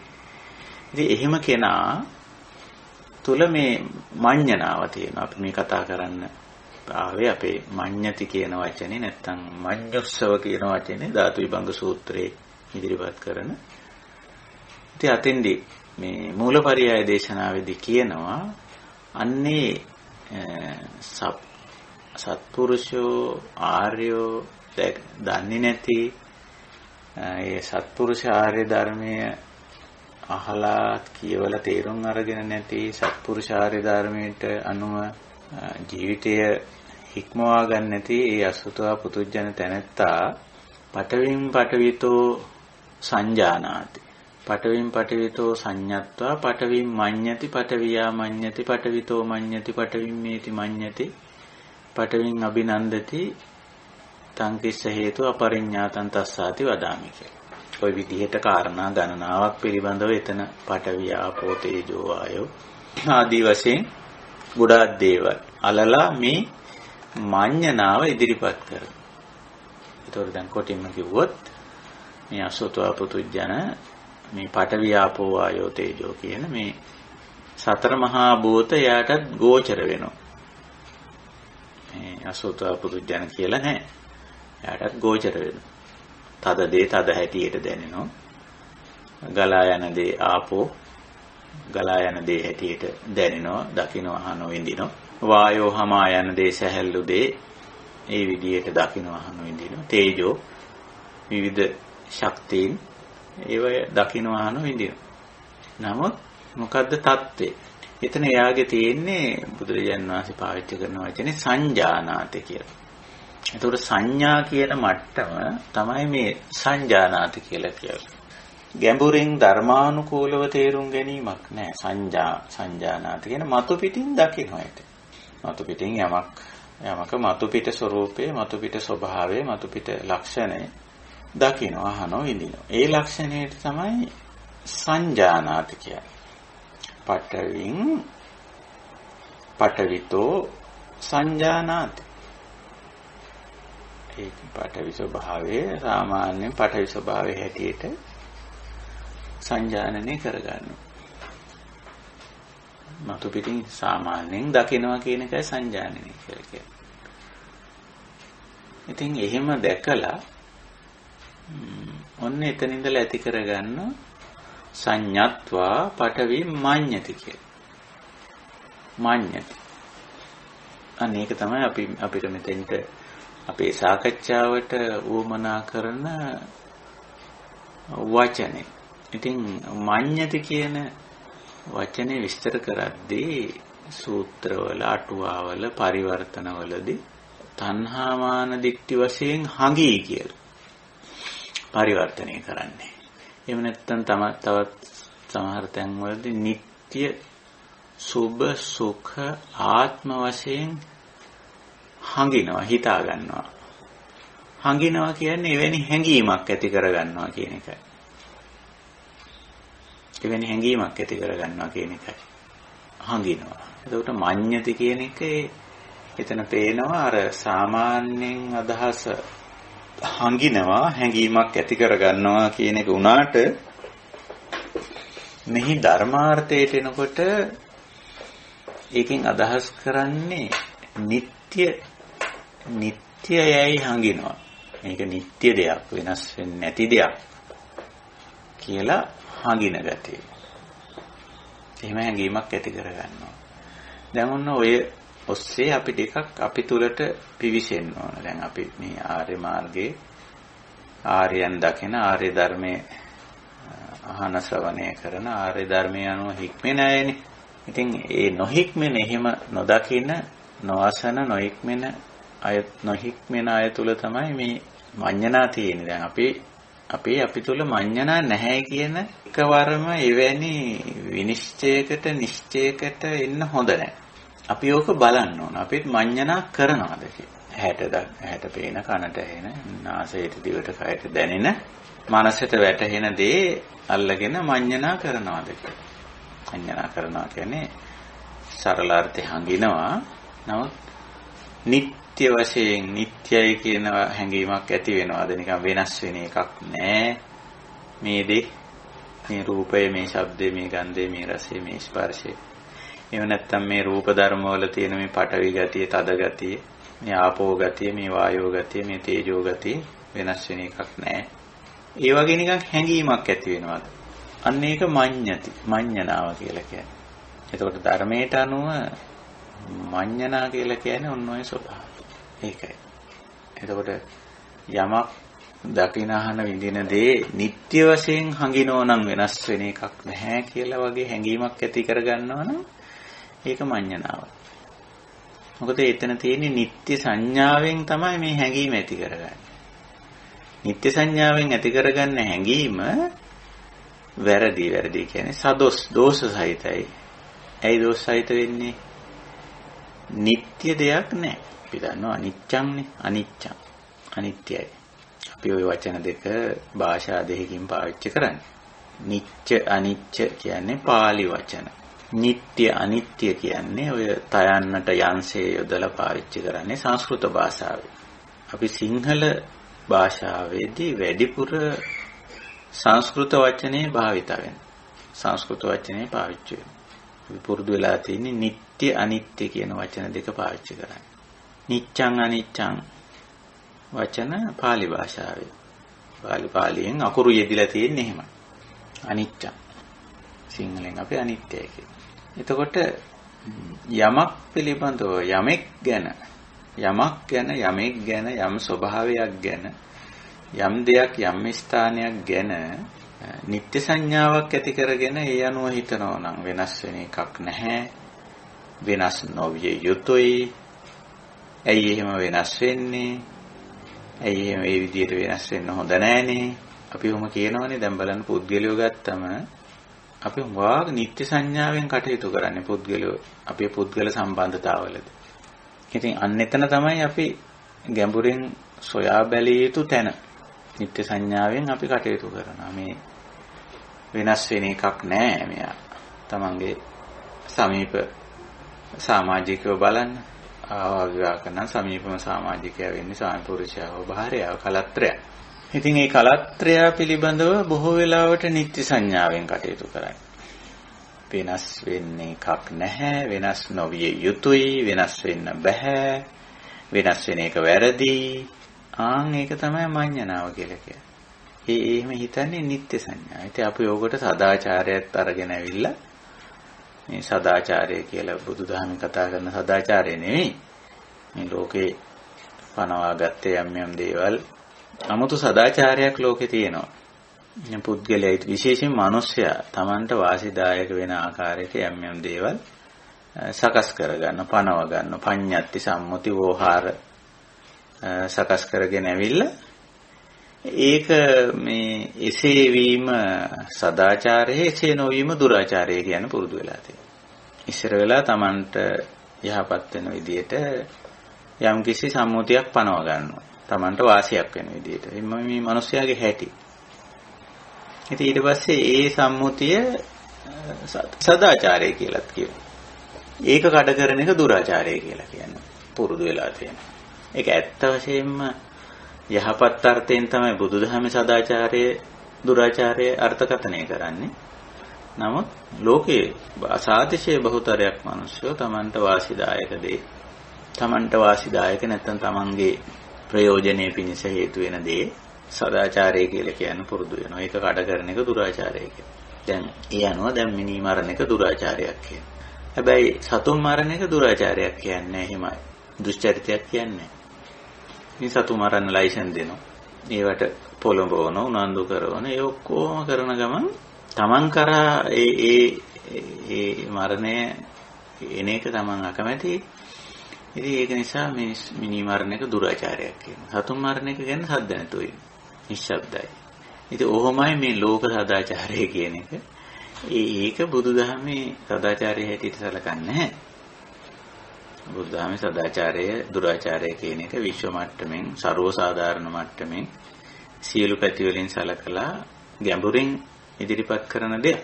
ඉතින් මම මේ කියන්න ගියේ මිනිස්සුયો ලෝකේ යථා ස්වභාවය තේරුම් ගන්න නැතුව තම තමන්ට වාසිදායක ප්‍රයෝජනවත් වෙන විදිහට යම් යම් විවහාර සම්මුති ප්‍රඥප්ති ඇති කරගෙන ඉතින් එතන ඒව කඩ කරන එක දුරාචාරය, ඒව රකින්න එක සදාචාරය කියන පුරුදු වෙලා. ඉතින් ඔය නිත්‍ය සංඥාව ගැන මම මේ කියන්න ගියේ මේක හරි සියුම්ව අපි තේරුම් ගන්න ඕන. ඉතින් අර වෙනස් වෙන එකක් නැහැ කියලා අර එක පැත්තකින් එහෙම හැඟීමක් ඇති කරගන්න මඤ්ඤණාවක්. වෙනස් නොවිය යුතුයි කියලා එහෙමත් අර ප්‍රඥප්ති වශයෙන් පනවගත්ත දේ ගැන එහෙමත් මඤ්ඤණාවක් ඇති කරගන්න. අර ස්වභාවික දේ වෙනස් වෙන දේ පිළිබඳව වෙනස් වෙන එකක් නැහැ කියලා එහෙම හැඟීමක් ඇති කරගන්නවා. අර පඤ්ඤත්තිය ප්‍රඥප්තිය පනවගත්ත දේ සම්මත කරගත්ත දේ වෙනස් නොවිය යුතුයි කියලා එහෙමත් හැඟීමක් ඇති කරගන්න. දැන් ওই විවස්ථා නීති රීති අරෝම වගේ රණ්ඩු කරගන්න. ඕවල්ගෙන කරන විවාද බලන්න. මිනිස්සු හරියට විවාද අපේ පාර්ලිමේන්තුව වලේම හරි විවාද. මේ ඕනම වැදගැම්මකට නැති මොකක් හරි මත වුණොත් පාර්ලිමේන්තුවේ ඉතින් කියන මේකට විවාදයක් කරන්න ඕන අපි කියලා. ඉතින් වරු ගණන් පැය ගණන් කෑ ගහගන්න. ඉතින් ඒ කෑ ගැසීම් වල තියෙන අඳබාල මෝඩ ගතිය අපිට පේනවා මේ නිත්‍ය සංඥාවෙන් යම් කිසි සම්මුතියක් විවස්ථාවක් එකඟතාවයකට ආවම ඒක නිත්‍ය නැහැ. ඒකට අදාළ පසුබිම වෙනස් වෙනකොට අපිට ඒ සම්මුතිය ඒ එකඟතාවයේ ඒ වෝහාරේ පඤ්ඤත්තිය වෙනස් කරන්න වෙනවා. වෙනස් කරන්න වෙනවනේ. ඉතින් ඒකට නිත්‍ය සංඥාවක් හදාගෙන ඉන්නවනම් අන්න අර අසුතවා පුතුජ්ජන. අසුතවා පුතුජ්ජන. ඒ අන්නේ ඒ හැඟීම තමයි මඤ්ඤණා කියලා කියන්නේ. මඤ්ඤති. ඉතින් ওই විදිහට ලෝක ස්වභාව ධර්මයේ යම් යම් දේවල් ලෝක ස්වභාව ධර්මයට අනුව වෙනස් වෙනවා. ස්ථිර පැවැත්මක්, තහවුරු වූ පැවැත්මක්, සදාකාලික පැවැත්මක් කිසිම දෙයක නැහැ. ඕනෑම දෙයක් ඕනෑම වෙලාවක ඕනෑම තත්වයකට වෙනස් වෙන්න පුළුවන්කම තියෙනවා. ඒකටනේ අනිත්‍ය කියන්නේ මේක භෞතිකතාවයක්, මේක සම්භාවිතාවක්, මේක පොසිබිලිටි එකක්. අනිත්‍යතාවය කියලා කියන්නේ. ඒක ඕනෑම වෙලාවක ඒකට වෙලාවක් නැහැ, ස්ථානයක් නැහැ, ආකාරයක් නැහැ. යමක් වෙනස් වෙනවා කිව්වොත් අහවල් වෙලාවේ තමයි මේක වෙනස් වෙන්නේ කියලා ඒක වෙලාවකින් කියන්න බෑ. එහෙම පෙන්වන්න බෑ. එහෙම නැත්තම් අහවල් ආකාරයට තමයි මේක වෙනස් වෙන්නේ කියලා ඒ වෙනස් වෙන ආකාරය දක්වන්නත් බෑ. තැන හරියට කියන්නත් බෑ. අහවල් තැනදී තමයි ඕක වෙනස් වෙන්නේ කියලා. එහෙම නිකන් උපකල්පනය කරලා කියත හැකි මෙහෙමයි කියලා. නමුත් ඒක එහෙමම වෙන්නේ නැහැ. ඒ කියන තැන නෙවෙයි වෙනත් තැනකදී ඒ කියන ආකාරයට නෙවෙයි ඊට වඩා වෙනස් ආකාරයකට ඒ දේ වෙන්න පුළුවන්. ඉතින් ඒක තමයි මේ අනිච්චං කියන්නේ. මේක මේ මහා බරපතල මහා නිකන් තර්ක විතර්ක වලින් අපි තර්ක කරගන්න ඕන දෙයක් නෙවෙයි මේ හරිය ලස්සනට අපිට ඉන්ද්‍රිය ගෝචර වෙන ධර්මතාවක් අනිච්චං කියලා කියනවා. පොඩ්ඩක් චින්තාමය ඥානෙ යෙදුවොත් භාවනාමය ඥානෙ යෙදුවොත් මේක තේරුම් ගන්න පුළුවන්. මේ මාත් එක්ක ඉන්න අනිත් මිනිස්සයා වෙනස් වෙන මිනිස්සෙක් එක්ක මම මේ ඉන්නේ. සමහරවිට මේ උදේවරු හොඳට ඉන්නවා අවසරට එනකොට. උදේවරු ඉඳපු මිනිස්සයා නෙවෙයි අවසරව ඉන්නේ. ඉතින් අපි අහන මේ මිනිස්සයාට මොකද උනේ මේ? දැන් මෙච්චර ටීවීකට කලින් හොඳට හිටපු මිනිස්සයා දැන් මේ එහෙම වෙලා තියෙන්නේ. ඉතින් අපි ළඟ තියෙන්නේ නිත්‍ය සංඥා. වෙනස් වෙන එකක් නැහැ, වෙනස් නොවිය යුතුයි. අන්නේ සංඥා. එතකොට ඒ සංඥාවෙන් මේ දේවල් ගැන හඟිනවා නම් එවැනි හැඟීමක් ඇති කරගන්නවා නම් ඒකට අපි කියන්නේ මඤ්ඤති. මඤ්ඤනා. තව ටිකක් අපි ඔය මූලපරියාය දේශනාව අනුවම හිතලා එයින් මඤ්ඤනාව තේරුම් ගත්තොත් ඉතින් ඔය පඨයපෝ තේජෝ වායෝ විතරක් නෙවෙයි තවත් බොහෝ දේවල්. භූත කියන වචනේ බුදුරජාණන් වහන්සේ තන පාවිච්චි කරලා තියෙන භූත කියන්නේ භවති. භවති කියන එකෙන් සකස් වෙන දේ භූත කියන්නේ. භවති කියන්නේ ක්‍රියාපදයක්. වෙයි. සිදු වෙයි කියලා අපි සිංහලට ගන්නකොට සිදු කියන වචනේත් අපි එතන සිද්ධ කියන වචනේත් අපි කිට්ටු කරලා තමයි වෙයි කියන්නේ. නැත්නම් pāli භාෂාවේ එහෙම වචන යන්නේ. pāli භාෂාවේ තියෙන භවති. භවති කියන්නේ වෙයි. වෙනවා. මොනවා වෙනවද කියන්න බෑ. යම් යම් දේවල් වෙනවා. හේතුඵල ධර්මානුකූලව ඒ යම් යම් දේ සිද්ධ වෙනවා කියලා අපි කියන්නේ. අපි සිංහලෙන් සිද්ධ වෙනවා කියලා කියමු. එතකොට ඉතින් මේ සිද්ධ වෙන දේවල් සිදු වූ දේවල් භූතං. ඉතින් සිදුවන සියලු දේ නිට්ටය නැහැ අනිත්‍යයි. නිට්ටය මේ අනිත්‍ය ගැන විතරක් නෙමෙයි සමහර වෙලාවට ආත්ම සංඥාව ඇති කරගන්න ඉඩ තියෙනවා. දේවල් ගැන පුද්ගලයෝ ගැන අපි හිතන ඒක මම ඒක මගේ ජීවිතය. ඒ තමයි මම ඒ තමයි මගේ දේ. ඉතින් එහෙම හිතාගත්ත කෙනාට අර ඒ දේ වෙනස් වුණාම විශාල අභ්‍යන්තර කඩාවැටීමක් විශාල වුණතාවක් විශාල පාඩුවක් වුණා කියලා අපි කියනවා. ඒත් මට ඉඳලා නම් වැඩක් නැහැ මගේ ජීවිතේ ඔක්කොම නැති වුණා කියලා කියනවා. සියල්ල නැති වුණා. දැන් තව අපි දන්නවා සමහර කෙනෙක් තවත් කෙනෙකුට සම්බන්ධ වෙලා තවත් කෙනෙක් එක්ක බැඳීමක් ඇති කරගෙන ඉන්නවා ඇති. ඉතින් අර අනිත් පුද්ගලයා ඒ තම මම කරගෙන ඉන්නවා. මේ මම මගේ ජීවිතේ කොටසක් ඔයා. අරයා මෙයා අහවලා ස්වාමි පුරුෂයා භාර්යාව නැත්නම් දරුවා. ඉතින් එහෙම කරගෙන ඉන්නවා. ඒක තමයි ඒ තම මම ලක්ෂණය. තමන්ගේ ජීවිතය කියලා අර වටපිටාවේ තියෙන දේවල් ටිකක් එකතු කරලා ඒ තුලින් තමන්ගේ ජීවිතය ගොඩනගන ලක්ෂණය තමයි ඒ තම මම කියන්නේ. දැන් හරියට නිකන් ගඩොල් සිමෙන්ති අරෝ මේවා මේ අපි අරගෙන එකට තියලා ඉතින් සක්ක ගහලා මොක්කු ගහලා අර ටික හදන ගියා.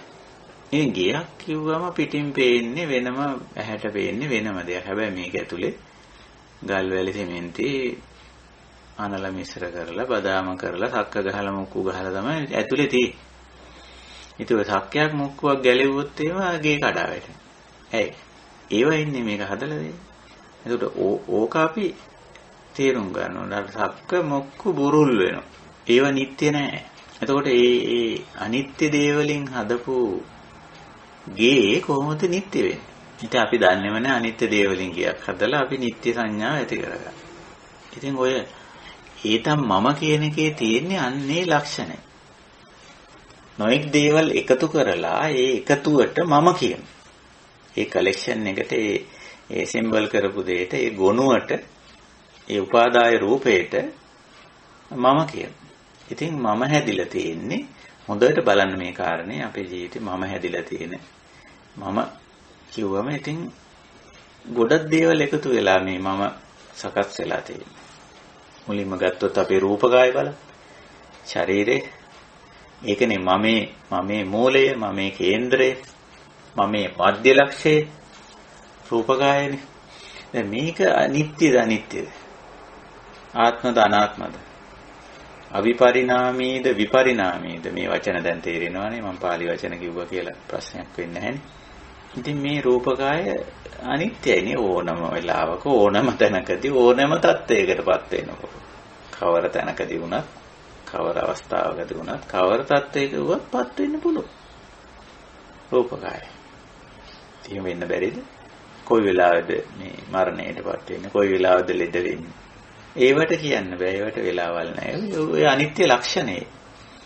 නිට්ටය නැති බවට ඒ නිට්ටය නැති බව පෙන්වන ලක්ෂණ ඔය. හිටි ගමන් ලෙඩ වෙනවා.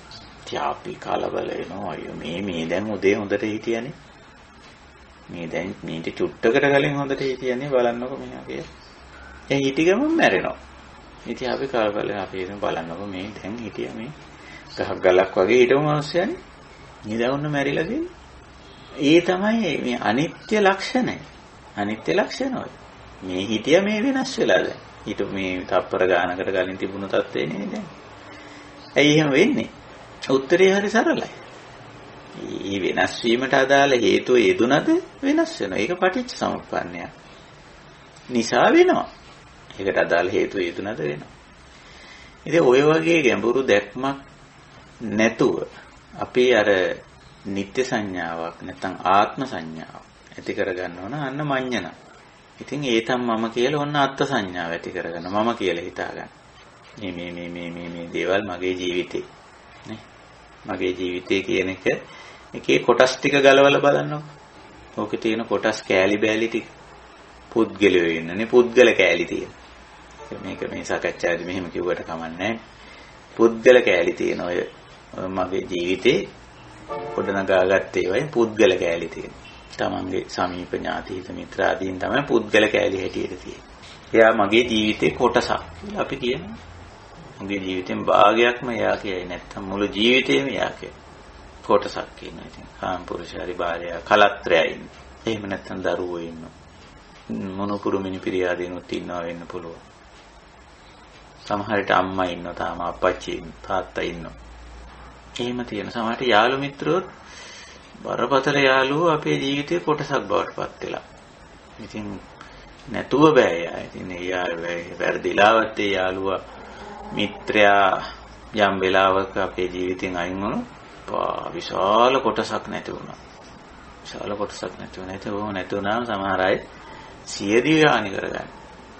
අර කෑල්ල ගැලවිලා ගියාම ඇයි ජීවිතේ ගොඩනගාගෙන තියෙන මේ දේවල් වලින්. ඉතින් ඒ තම මම තේරුම් ගන්න ඕන ඔන්න ඔය විදියට. අර වැලි ගැටවල සිමෙන්ති යකඩ ආරෝමී එකතු කරලා ඕවාමනල පෝට්ටු කරලා මුක්කු ගහලා ජැක් ගහලා සක්ක ගහලා ඔප කරලා ගියක් හදන්නේ. ඒක හැදුවට තියෙන්නේ අර අස්තිර දේවල් එකතු කිරීමක් එතන තියෙන්නේ. අස්තිර දේවල් ටිකක් ගොනු කිරීමක් තියෙන්නේ. ඒකයි ස්වභාවය. ඉතින් අන්න ඒ විදිහට ගොනු කිරීමක් තියෙනවා. ඉතින් ඒ ගොනුවට මම කියනවා. ඔකේ මධ්‍ය කේන්ද්‍රය, මධ්‍ය ලක්ෂය, ශරීරය. ඒ වටා මනස, සිතවිලි රටාවක් තියෙනවා. ඒ සිතවිලි රටාව ඔස්සේ දකින අහන විඳින දේවල් ටික, එහෙම දේවල් ටිකක් තියෙනවා. ඉතින් ওই ටිකෙන් ඔක්කොම එකතු කරලා ඒ ගොනුවට ඒ තමම කියනවා. ඔය තමයි මම. ඒ අන්න එහෙම හැඟීමක් ඇති කරගන්න. හංගිනවා. මඤ්ඤති. ඉතින් මේක මේ එච්චර හොඳ කියන්නේ හරි නිවැරදි හැඟීමක් නෙමෙයි. ඇයි? මේ අස්තිර දේවල් වලින් Tamanට හසුරවන්න, පාලනය කරන්න, මෙහෙවන්න බැරි දේවල් වලින් ඒ වැනි දේවල් ටිකක් එකතු කරලා ඒ එකතුවට මම කියලා ඊට පස්සේ මට ඕන විදිහට පවතින්න ඕනේ කියලා ඊට පස්සේ කියනවා. අර අස්තිර දේවල් වලින් හදාගත් එක ගැන ඊට පස්සේ කියනවා නෑ මට ඕන විදිහට පවතින්න ඕන. මට ඕන විදිහට ඉන්න ඕන. මං කැමති විදිහට වෙන්න ඕන. මං අකමැති දේ වෙන්න බෑ. කොහොම වෙනව නේද? ඔන්න මඤ්ඤණාවේ ලක්ෂණය. ඉතින් එහෙම වෙනවද? ඒ හැඟීමට අනුව සිද්ධ වෙනවද? මම කැමති දේ වෙන්න ඕනේ. මම අකමැති දේ වෙන්න බෑ. ඒක මට ඕන හැටියට මං කැමති විදිහට මං කැමති ආකාරයට එහෙම පවතිනවා. පවතින්නේ නැහැ. ඒකයි ස්වභාවය. හැබැයි අසුතව පුතුජන මට්ටමේදී ඔය දෙකම කෙරෙනවා. ඒ තමම ඒසෝ හමස්මි ඒසෝ මේ අත්තා. අර දකින අහන විඳින වටහා ගන්න දේ දිට්ඨ සුතමුත විඤ්ඤාතව ටික එකතු කරලා මම එක් හදාගන්න. අපි මුලදී අපි හැමෝම එහෙමයි. ඉතින් බොරු කියන්න දෙයක් නැහැනේ. අපි හැමෝගම ජීවිතේ එහෙම. ඒ වයින් තමයි හැදිලා තියෙන්නේ. ඉතින් දැන් තියෙන වෙනස ඒක දැන් දකින්න මේක නිකන් අස්තිර දේවල් ටිකක් එකතු කරලා හදපු දෙයක්. ඒක නිසා අස්තිර දේවල් වලින් හදපු දේ කොහොමද ස්ථිර වෙන්නේ? හැබැයි මෙතන එක්තරා ගුණයක් තියෙනවා. ඒක නැහැ කියන්න ඕනේ අපි. ඒක මම අර කලින් අවස්ථාවක කිව්වේ මේ ධර්ම මාර්ගයට යොමු වෙච්ච හරියට බොරු කියන්න පුරුදු වෙලා තියෙනවා කිය. එහෙම මම කියලා කෙනෙක් නැහැ. මගේ කියලා දෙයක් නැහැ. ඔහොම බොරු කියන්න පුරුදු වෙලා දෙනවා. ඒක තමයි අර මෝස ධම්ම කියලා අපි ඔය සූත්‍රයේදීම බුදුරජාණන් වහන්සේ පැහැදිලි කරේ. නිබ්බානේ අමෝස ධම්ම. ඒ නිවනේ ඔහොම බොරු කියන්නේ. නිවනේදී කියන්නේ එහෙම දේවල් තියෙනවා. මම කියලා විවහාර කරන හඳුන්වන කෙනෙක් ඉන්නවා. මොකද නැත්තේ? මගේ කියලා කෙනෙක් මගේ කියලා හඳුන්වන දේවල් ටික වටපිටාවේ තියෙනවා. මොකද නැත්තේ? එහෙම නැත්තම් ඔය වැටකටුළු බැඳලා මේ ගේට්ටු තාප්ප දාලා ඉවි යතුරු දාලා ඔය තියන්නේ මගේ කියලා දෙයක් නැත්තම් ආරක්ෂාවට කැමරාත් හයි කරගෙන සිකියුරිටි ගාල්ලක් තියාගෙන හමුදා පොලිසිය තියාගෙන නේ මොකද නැත්තේ එහෙම දේවල් තියෙනවා වෙන් කරගත්ත කොටු කරගත්ත සීමා කරගත්ත දේවල් තියෙනවා සම්මුතික වශයෙන් එහෙමනම් ඉතින් අපේ රටකට හමුදාවක් පොලිසියක් ඕනෙත් නැහැ එහෙනම් අපේ රට අපේ ජාතික සම්පත් අපේ අනන්‍යතාවයත් ඒක අපි ආරක්ෂා කරනවා මොකද එහෙම එකක් නැහැ කියනවා එහෙම තියෙනවා හැබැයි බුදුරජාණන් වහන්සේ කියන්නේ මොකක්ද රටක් නැහැ කියලාද රාජ්‍යයක් නැහැ කියලාද Tamanට ගියක් දොරක් නැහැ කියලාද ඉතින් සමහරව ඕමයි ඒව තේරුම් කරන්නේ නෑ ඒව ඔක්කොම තියෙනවා ඒව මොකද නැත්තේ හැබැයි ගැඹුරින් අපිට පෙන්නනවා ඒවයි ස්ථිර පැවැත්මක් නැහැ ස්ථිර පැවැත්මක් නැහැ තහවුරු කරන්න බෑ ඒවා තහවුරු කරන්න බෑ මෙන්න මේක මේ විදිහටම තියෙනවා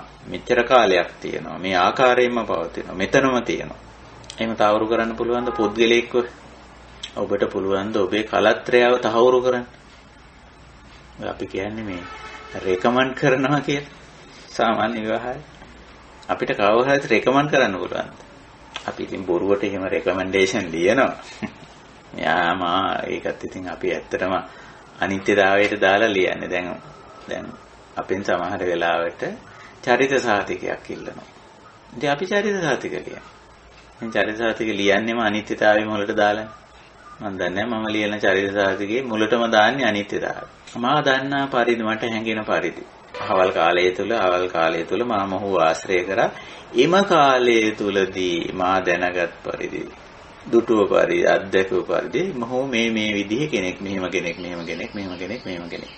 දැන් එතන අපි ඒකේ තහවුරු කරලා තියනවද නිත්‍ය සංඥාවක් දාලා තියනවද නැහැ එහෙම රෙකමන්ඩ් කරන්න බෑ කාවවත් එන්නේ රෙකමන්ඩ් කරන්න බැරි ගතිය තහවුරු කරන්න බැරි ගතිය මේ දේ මේ විදිහට මෙතන මේ ආකාරයෙන් මේ ස්වරූපයෙන් තියෙනවා මේ මෙතන වෙනස් වෙන්නේ මේ ආකාරය වෙනස් වෙන්නේ මේ ස්වරූපේ මේ ගුණේ මේ ලක්ෂණේ මේ හැඩය මේ ගතිය වෙනස් වෙන්නේ නැහැ කියන හැඟීම අන්න නිත්‍ය සංඥා ඒක ඒ තහවුරු කළ නොහැකි ඒ වෙනස් වෙන දේවල් වලින් ගොඩනගා ගන්නා වූ මමත්වය ගොඩනගා ගැනීම ඒ තමයි මම අත්ත් සංඥා ඊට පස්සේ ඒ තහවුරුව පවත්වා ගැනීමට දරන පොරය දරන වෑයම දරන ප්‍රයත්නය ඒක තමයි මගේ කියන්නේ මට ඕන හැටියට තියෙනවා ඒසෝමේ අත්තා ඒ විදිහට ඒතන් මම ඒසෝ හමස්මි ඒසෝමේ අත්තා ඉතින් ওই විදිහට යමෙක් හඟිනවා නම් හිතනවා නම් අන්න මඤ්ඤණා මඤ්ඤති මඤ්ඤං කියලා අපි ඔය සිංහල විවාහාරේ සිංහල ගැමි විවාහාරයේ තියෙන මේ මඤ්ඤං කියන වචනේ. ඒක යොදන්නේ ඔය මොනිකම් මෝඩ විදියට කිසි පදනමක් නැති විදියට හිතන කතා කරන අයට කියන ඒකට මඤ්ඤං ඒකිට මඤ්ඤං කියලා කියන්නේ. ඒ ගම් අපේ සිංහල විවාහාරේ ඔබ තියෙනවා. ඒ කියන්නේ අරක තමයි. මේකේ මේ යථා ස්වභාවයේ තේරුම් අරගන්න නැතුව නිකන් අර අසුතව පුතුජන මට්ටමින් කරන හැඟීම කොහොමද ඒ හැඟීම එන්නේ? සංජානාති යන්තම් මතු පිටින් යමක් දකින ගතියට සංජානාති කියලා බුදුරජාණන් වහන්සේ කියනවා. එහෙම සංඤත්වා එහෙම සංජානනය කරගෙන මඤ්ඤති. ඒ මඤ්ඤණාවෙත් බුදුරජාණන් වහන්සේ ටිකක් පැති කීපයක් පෙන්නනවා. දැන් පඨවින් මඤ්ඤති කියන තැන පඨවින් මඤ්ඤති, පඨවියා මඤ්ඤති, පඨවිතෝ මඤ්ඤති, පඨවින් මේති මඤ්ඤති ආදී වශයෙන්. ඒක මගේ කියලා හිතන, ඒකෙන් මම නියෝජනය වෙනවා කියලා හිතන, ඒක මගේ ජීවිතය කියලා හිතන. නොඑක් විදිය.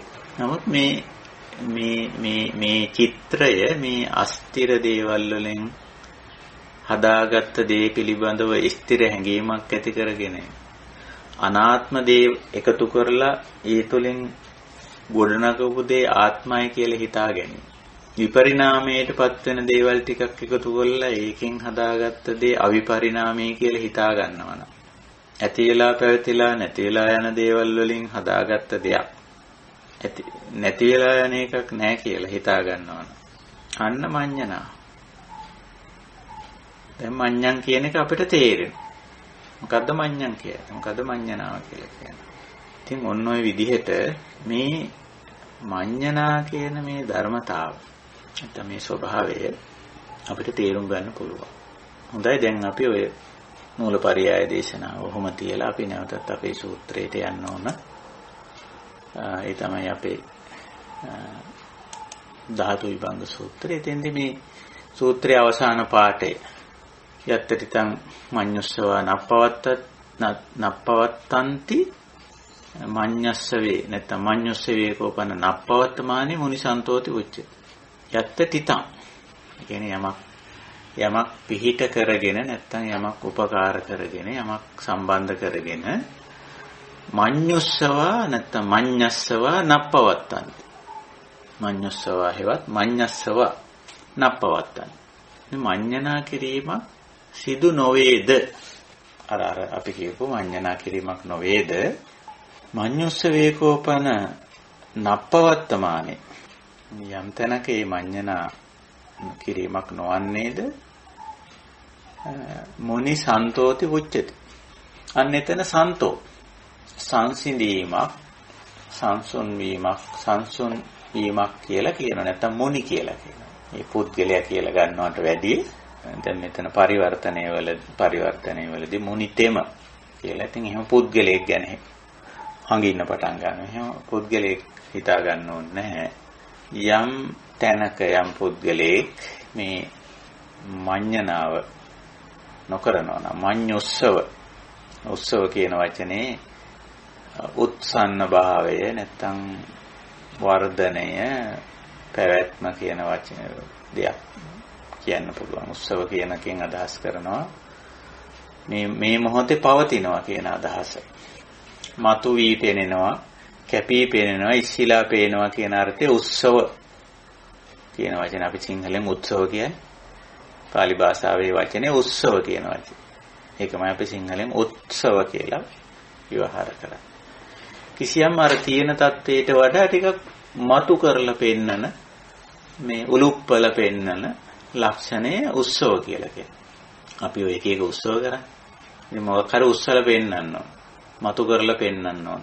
මේ හයිලයිට් කරන්න ඕන. උලුප්පල පෙන්නන්න ඕන. ඒ උලුප්පල පෙන්නන ගතිය, මතු කර පෙන්නන ගතිය තමයි මේ උත්සව කියන්නේ. එතකොට මේ මඤ්ඤණා මතු කිරීමක් මඤ්ඤුස්සව කියලා කියන්නේ. තණ්හාමාන දිට්ඨි වශයෙන් හිතා ගැනීමක්, නිත්‍ය ආත්ම සුඛ වශයෙන් හිතා ගැනීමක්. එවැනි මතු කිරීම, එවැනි හුවා දැක්වීම, ඔසවා තැබීම, එවැනි උලුප්පා දැක්වීම මඤ්ඤස්සව නප්පවත්තන්ති යම් තැනක ඒව නොපවතීද? නප්පවත්තමානේ මුනි සන්තෝති උච්චති. බුදුරජාණන් වහන්සේ එතන තමයි ශාන්තිය, එතන තමයි සැනසීම. නැත්තම් අර මඤ්ඤණා කරන හැම තැනකම තියෙන්නේ අශාන්ත භාවයක්. සන්තෝ නෙවෙයි. නිවන පටන් ගන්නෙම ඒතන් සන්තං කියලානේ. ඒ ශාන්තය. මේ කතා කරන්නේ නිවන ගැන. නිවනේ එතකොට මඤ්ඤුස්සව නැහැ. නිවන් දැකපු තැන උත්සව මොකවත්ම නැහැ. උත්සව තියෙනවා නම් එතන නිවන නැහැ. උත්සව තියෙන තැන. උස්සල පෙන්නන, මතු කරලා පෙන්නන, උලුප්පල පෙන්නන, හයිලයිට් කරන තැන් වල නිවන නැහැ. ඉතින් ওই නිවන ගැන අපිට හිතා ගන්න පුළුවන් එතකොට. ඉතින් අපේ අභ්‍යන්තරෙත් එහෙම මඤ්ඤුස්සව කෙරෙනවා නම් තණ්හා වශයෙන්, මාන වශයෙන්, දික්ටි වශයෙන් ඉසිලා එනවා නම්, මතු වෙලා එනවා නම්, ඉලිප්පිලා එනවා නම් ඒකට තමයි මඤ්ඤුස්සව කියන්නේ. ඉතින් එතකොට නෑ ශාන්ත බවක්, සංසුම් බවක්, නිවුණු බවක් නෑ. අර ජීවිතේ අස්තිර දේවල් වලින් ගොඩනගාගත්ත ජීවිතය ඇතුලේ ස්ථිර විදියට හිතාගෙන ස්ථිර විදියට කතා කරගෙන ස්ථිර විදියට වැඩ කරගෙන යනවා නම් අන්න ඒක තමයි අර මඤ්ඤුස්සවේ. මඤ්ඤණාව මතුවෙලා දැන්. මඤ්ඤණාව ඇති වෙලා මඤ්ඤණාව මතුවෙලා. එතකොට අන්න ඒ ලක්ෂණේ යම් තැනක නැද්ද නොපවතීද මඤ්ඤුස්සව නප්පවත්තන්ති මුනිසන්තෝති උච්චති. ඒක තව ටිකක් බුදුරජාණන් වහන්සේ විස්තර කරන පහලට කොහොමද විස්තර කරන්නේ? අස්මීති බික්ඛු මඤ්ඤිත මේතං අයමහමස්මීති මඤ්ඤිත මේතං භවිස්සanti මඤ්ඤිත මේතං න භවිස්සanti මඤ්ඤිත මේතං. අස්මීති බික්ඛු කියලා කිව්වේ එතන මේ පුකුසාතිට අමතන ආමන්ත්‍රණ පදේ යාළුවා මිත්‍රයා භික්ෂුව යම් කෙනෙක් අස්මීති අර මම වෙමි අන්න රේතම් මම කියන එකමයි අස්මී කියන්නේ. අර අස්තිර දේවල් ටිකකින් සකස් කරගත්ත දේ අස්මීති මම වෙමි කියලා හිතනවනම් ඒක භික්ෂුව මඤ්ඤිතයක්. ඒතම් මඤ්ඤිතං මඤ්ඤිත මේතං මඤ්ඤිතං ඒතං ඒක මඤ්ඤිතයක්. මඤ්ඤණාවක්. ඊළඟට කියනවා අය මහමස්මීති මඤ්ඤිත මේතං අයං අහං අස්මි පද විසන්ධි වුණා. එතන පද තුනක් එකට එකතු වෙලා තියෙනවා. අය මහමස්මීති කියන ඉති කියලා ගත්තොත් පද හතරක් එකතු වෙලා තියෙනවා. අයං අහං අස්මි මෙය මම වෙමි. නැත්නම් මෙයා මම. මේක නම් ඉතින් මගේ ජීවිතයේ කොටසක්ම තමයි. අපි එහෙම කියන්නේ. අයං අහං අස්මි. රස්සාව මගේ ජීවිතේ තමයි. ස්වාමිපුරුෂයා මගේ ජීවිතේ තමයි. භාර්යාව මගේ ජීවිතේ තමයි. මේ දරුවා මගේ ජීවිතේ තමයි. මේ ව්‍යාපාරය තමයි මගේ ජීවිතේ. ඒක තමයි මේ අයං අහං අස්මි කියන්නේ.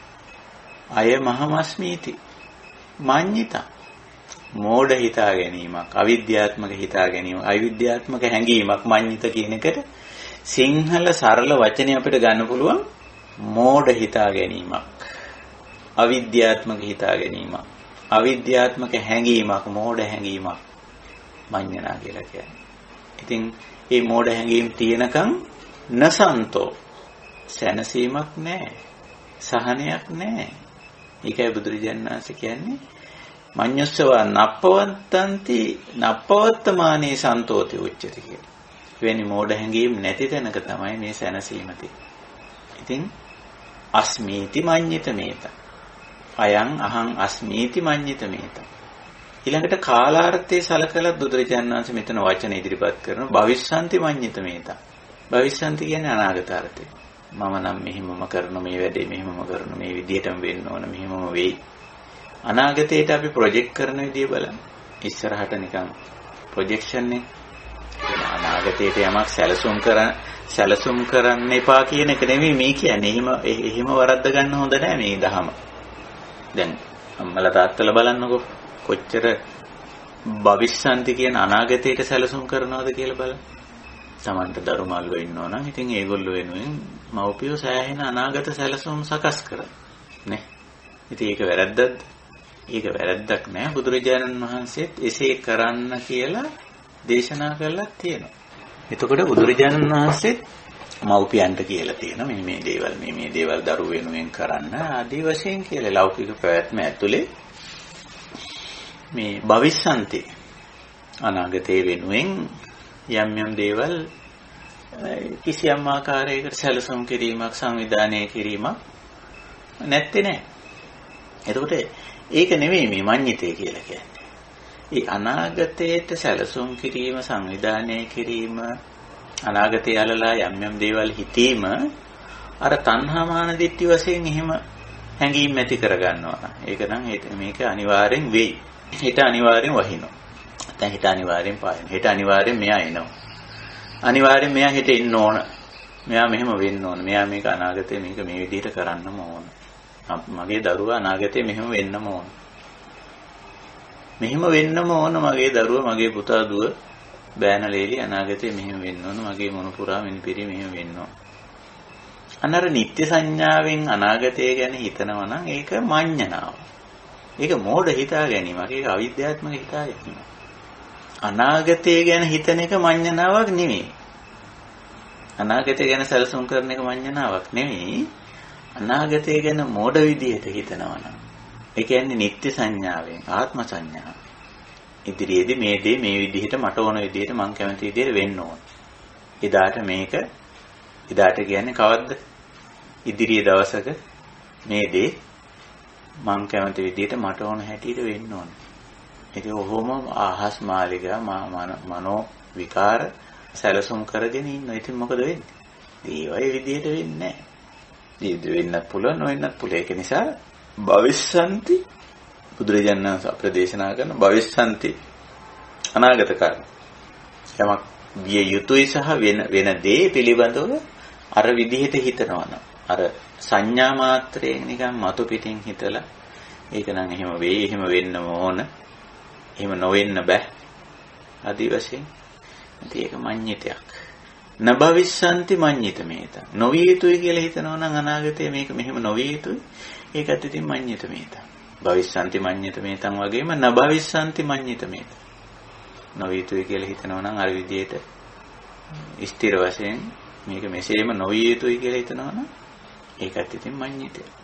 තවත් ඉස්සරහට කියන රූපී භවිස්සන්ති මඤ්ඤිතමේතං අරූපී භවිස්සන්ති මඤ්ඤිතමේතං සංඤී භවිස්සන්ති මඤ්ඤිතමේතං අසංඤී භවිස්සන්ති මඤ්ඤිතමේතං නේව සංඤී නාසංඤී භවිස්සන්ති මඤ්ඤිතමේතං කියලා নানা ආකාර විදිහට ඔය මඤ්ඤණා ගැන කියලා අන්තිමට බුදුරජාණන් වහන්සේ මෙහිම කියන මඤ්ඤිතං බිකු රෝගෝ මේක මඤ්ඤණාව ලෙඩක් මේක මානසික රෝගයක්.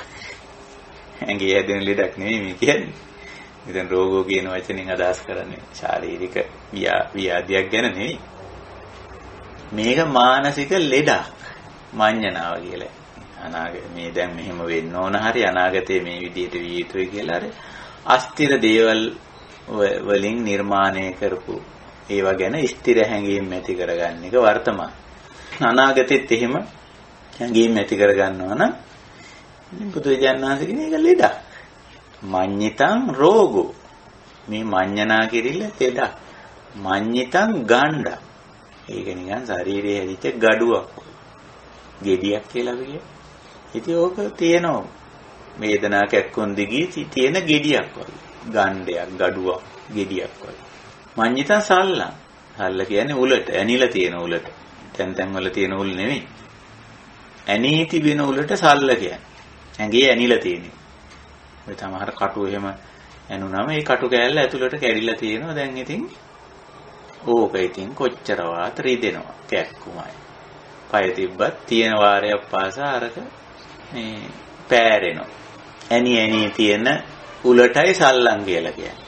ඇනි තියෙන උලක් වගේ මේ මඤ්ඤිතේ කියලා කියන්නේ. මේ මෝඩ අදහසින් තමන්ම ඇති කරගත්ත මෝඩ හැඟීම අවිද්‍යාත්මක හැඟීමෙන් තමන්ම බැට ගන්නවා.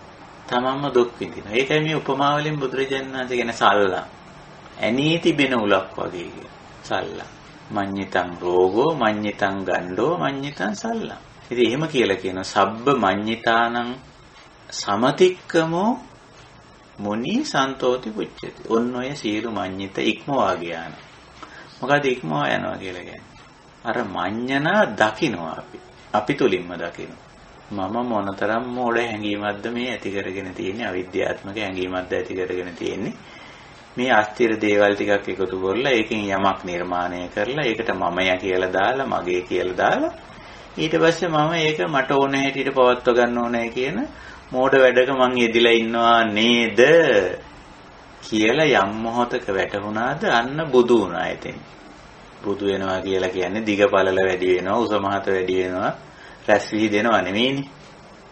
මේ සත්‍ය අවබෝධ වෙනවා. මේ මෝඩකම වැටහෙනවා. කාගේ මෝඩකමද? තමන්ගේ. මට මගේ මෝඩකම වැටහෙනවා කියන එකයි බුදු වෙනවා කියලා කියන්නේ. වෙන මොකක්වත් නෙමෙයි. මගේ මේ මඤ්ඤණාව. මගේ මේ අවිද්‍යාත්මක මෝඩ හැඟීම, මෝඩ අවිද්‍යාත්මක ක්‍රියාකාරකම් ටික මටම වැටහෙනවා. ඒකටනේ බුදු වෙනවා කියලා කියන්නේ. සිද්ධාර්ථ බෝසතාණන් වහන්සේ බුදු වුණා කියලා කියන්නේ ඒක වෙන දෙයක් නෙමෙයි. එහෙම නැතුව දිග පළල වැඩි වුණා හරි රැස් විහිදුණා හරි එහෙම එකක් වුණා කියන එක නෙමෙයි. අන්න මුනි සබ්බ මඤ්ඤිතානං සමතික්කමෝ ඉක්මවා යනවා කියලා කියන්නේ මේ ඉක්මවන්නේ ප්‍රඥාවෙන් අපි. මේ දේ ප්‍රඥාවෙන් දැකලා ඒ මෝඩකම යලි නොකර ඉන්න ස්වභාවයටයි සමතික්‍රමණය කියලා කියන්නේ. මනා වූ සම්මා අතික්කම තමයි සමතික්කම කියලා. සම්මා මේ ඔය සම යෙදෙන අවස්ථා තියෙනවා. තවත් වචනයක. ඒ කෙටි යෙදුම ඇතුලේ තියෙන සම්මා කියන දිගු යෙදුම නිතරම තියෙන. සම්මා දිට්ඨි. සම්මා අතික්කම කියන එකයි සමතික්කම කියන්නේ. මනාව නිවැරදිව හරියටම මේක ඉක්මවලා ගියා, පහු කරලා ගියා. එහෙම දෙයක් තියෙනවා. ඉතින් මඤ්ඤණාව කියලා එකක් තියෙන නිසානේ බුදුරජාණන් වහන්සේ දේශනා කරන්නේ. මොකද මඤ්ඤණා නැත්තේ. අපි අසුතව පුරුජන මට්ටමේ අපි ඉතින් මඤ්ඤණාව තමයි. මඤ්ඤං ඉතින් ජීවිතේ. ඒකයි ස්වභාවය. ඉතින් අන්නේ විදියට මඤ්ඤති. ඒ මඤ්ඤණාව ඉක්මවූ තැන ඒ gaduව, ඒ උල, ඒ gediya, ඒ ලෙඩේ මඤ්ඤණා කියන ලෙඩේ, මඤ්ඤණා කියන සැරව gediya, මඤ්ඤණා කියන ඇලී තිබෙන උල, මේ ඇනී තිබෙන උල ප්‍රඥාවෙන් ඉක්මෙවුවනම් අන්න සන්තෝ ඒතං සන්තං ඒතං පනීතං. දැන් අපි ඔන්න ඔය කොටස අපේ අනිශ්චිත විහරණයට සම්බන්ධ කෙරුවොත් එතකොට දැන් අපි මඤ්ඤණා කරනවා නම් එතන නිශ්චිතයි. ඇයි එහෙම කියන්නේ? මොහොකට හරි සම්බන්ධ වෙලා මොහොකට හරි ඇල්ල ගැටිලා මුලා වෙලා ඉන්නේ. ඒකනේ ඒක මගේ කියාගන්නේ, මම කියාගන්නේ. නේ? අස්මි කියන්නේ අයං අහං අස්මි කියන්නේ අයමහම අස්මීති අස්මීති භවිස්සanti න භවිස්සanti විය යුතුයි නොවිය යුතුයි ඒක මගේ එයා මගේ එයා නැතුව මට බෑ ඒක නැතුව මට බෑ. අන්න නිශ්චිත වෙලා මෝඩකමින් එතන තියෙන්නේ දික්තිමය නිශ්චිත බවක්. මෝඩ ගතියක් තියෙන අවිද්‍යාත්මක ගතිය. අන්න නිශ්චිත වෙලා. ඉතින් මේ සබ්බමඤ්ඤිතාන සමතික්කමෝ ඉක්මවා ගියාම ඉතින් ශාන්ත බවක් තියෙනවා. එතන 아무තු වචන ටිකක් යොදන බුදුරජාණන් වහන්සේ එතනදලා මොනි ඒ කියපු ශාන්ත තත්ත්වයටපත් වුණු තැනත්ත වනාහි මුනිකෝපන බික්ඛු සන්තෝ අර ශාන්ත නියුණු සැනසුණු පුද්ගලයා න ජායති න ජීයති න මීයති. ඔන්නෝම වචන තුනක් පාවිච්චි කරා. න ජායති. ඉතින් ඕකට පරිවර්තන දීලා තියෙන්නේ උපදින්නේ නැහැ කියලා. න ජීයති දි รา පත් වෙන්නේ නැහැ කියලා. න මීයති මැරෙන්නේ නැහැ කියලා. ඒ කියන්නේ මේ ලෝක සම්මත කාරණේ නෙවෙයි මේ කියන්නේ. ඒකට මේක පටලවා ගන්න සමහර අය. න ජායති කියන්නේ මේ වගේ ආපහු මෝඩ මඤ්ඤණා ජනනය කරන්නේ. ජනනය කරන්නේ කියන එක. මේක අර මෝඩ හැඟීම්, අවිද්‍යාත්මක හැඟීම් මේ ඇති කරගන්නේ. ඇති වෙන්නේ. හටගන්නේ. ජායති කියන්නේ හට ගන්නවා කියන අර්ථයනේ. හට ගන්නවා කියන අර්ථය.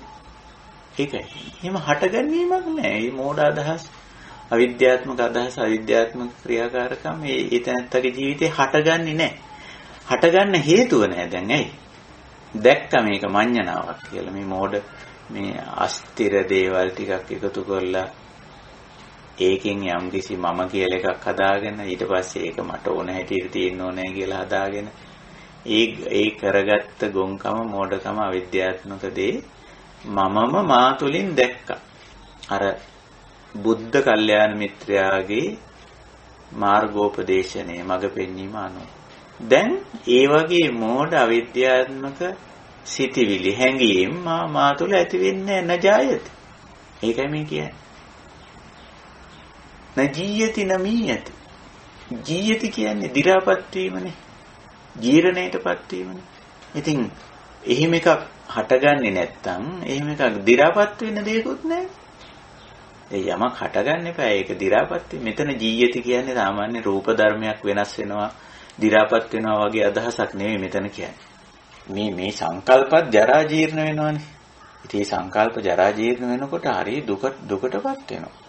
දැන් බලන්න තමන්ගේ මතයක් වළංගු වීගෙන නැති යනකොට කාලයක් යනකොට අපේ මතව අවලංගු වෙනවා. අපි මොඩගමට හදාගත්ත මඤ්ඤණා අවලංගු වෙනවා. කවුරුවක් ගණන් ගන්නෑ. මොනවාද මිනිස්සු ඕවා නිකන් පරණ මෝඩ කතානේ. ඔය අදහස් වැඩන්නේ නැහැ. ඕවා දැන් වළංගු නැහැ. ඇයි? ඒවා ජීරණ දිරාපත් වෙලා යනවා. ඉතින් අරක මඤ්ඤණා කරගෙන හිටපු මිනිස්සයාට ඉතින් ඒක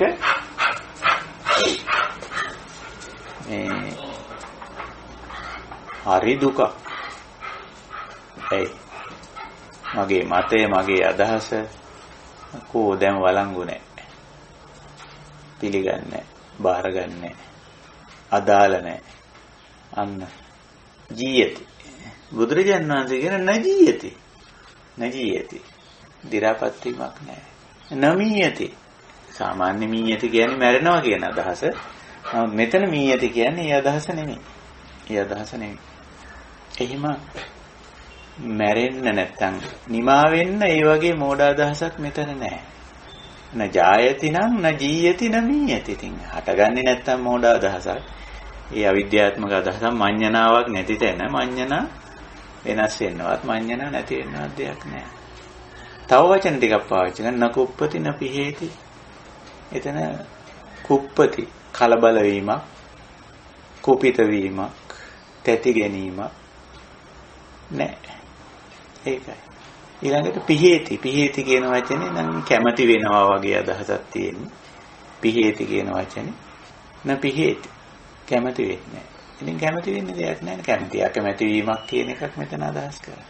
තං හිස්ස වෙක්කුණත්ති යේන ජායේත අජායමානෝ කිං ජීස්සති. අජීයමානෝ කිං මීස්සති. අමීයමානෝ කිං කුප්පිස්සති. අකුප්පමානෝ කිස්ස පිහෙස්සති. ඉතින් මෙතන මේ මොකක්වත්ම නැහැ කියන එක නෙමෙයි මේ කියන්නේ. මෙතන අර මෝඩකමින් නිර්මාණය වෙච්ච කෙලෙස් ගොන්න මෙතන නැහැ කියන එක. ඒ සමස්ත කෙලෙස් ගොන්නට තමයි බුදුරජාණන් වහන්සේ මඤ්ඤණා කියන වචනේ පාවිච්චි කරේ.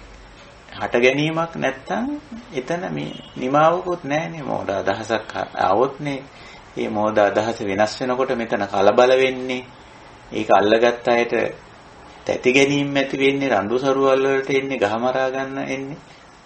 ඉතින් මෝඩ අදහසක් නැති තැන, මඤ්ඤණාවක් නැති තැන, අවිද්‍යාත්මක හැඟීමක් නැති තැන මෙතන කිසි කලබලයක් නැහැ. මෙතන සංසෝ. ඉතින් අකුප්පමානෝ කිස්ස පිහිස්සති. මෙතන කලබලයක් නැති තැන මොනවා අල්ලගෙන මේ දඟලන්නද? එහෙම දෙයක් නැහැ. යත්තකිතම් මඤ්ඤුස්සව නප්පවත්තන්ති මඤ්ඤුස්සවේ කෝපන නප්පවත්තමානි මුනිසන්තෝති උච්චති ඉති යන්තං උත්තං ඉදමේතං පටිච්ච උත්තං. ඔන්න ඔය කාරණේ සලකලයි මම ඔහොම ප්‍රකාශනයක් කළේ කියලා බුදුරජාණන් වහන්සේ ඔය ප්‍රකාශනය කරලා ඉමංකෝ මේ ත්වං බික්ඛු සංකිට්ඨේන ච ධාතු විභංගං ධාරේහි. ඉතින් ඔතෙන්ට එනකොට කාරණා හයක් බුදුරජාණන් වහන්සේ පැහැදිලි කරා. ඊටාම ගැඹුරු කාරණා හයක්. ওই විදිහට ඔය දේශනාව, ඔය සූත්‍ර දේශනාව බුදුරජාණන් වහන්සේ නිමා කරනවා. උඩදී උද්දේශ වශයෙන් දේශනා කරපු ඒ කාරණා 6 දේශනාව පටන් ගන්නෙ ඒ විදිහටනේ.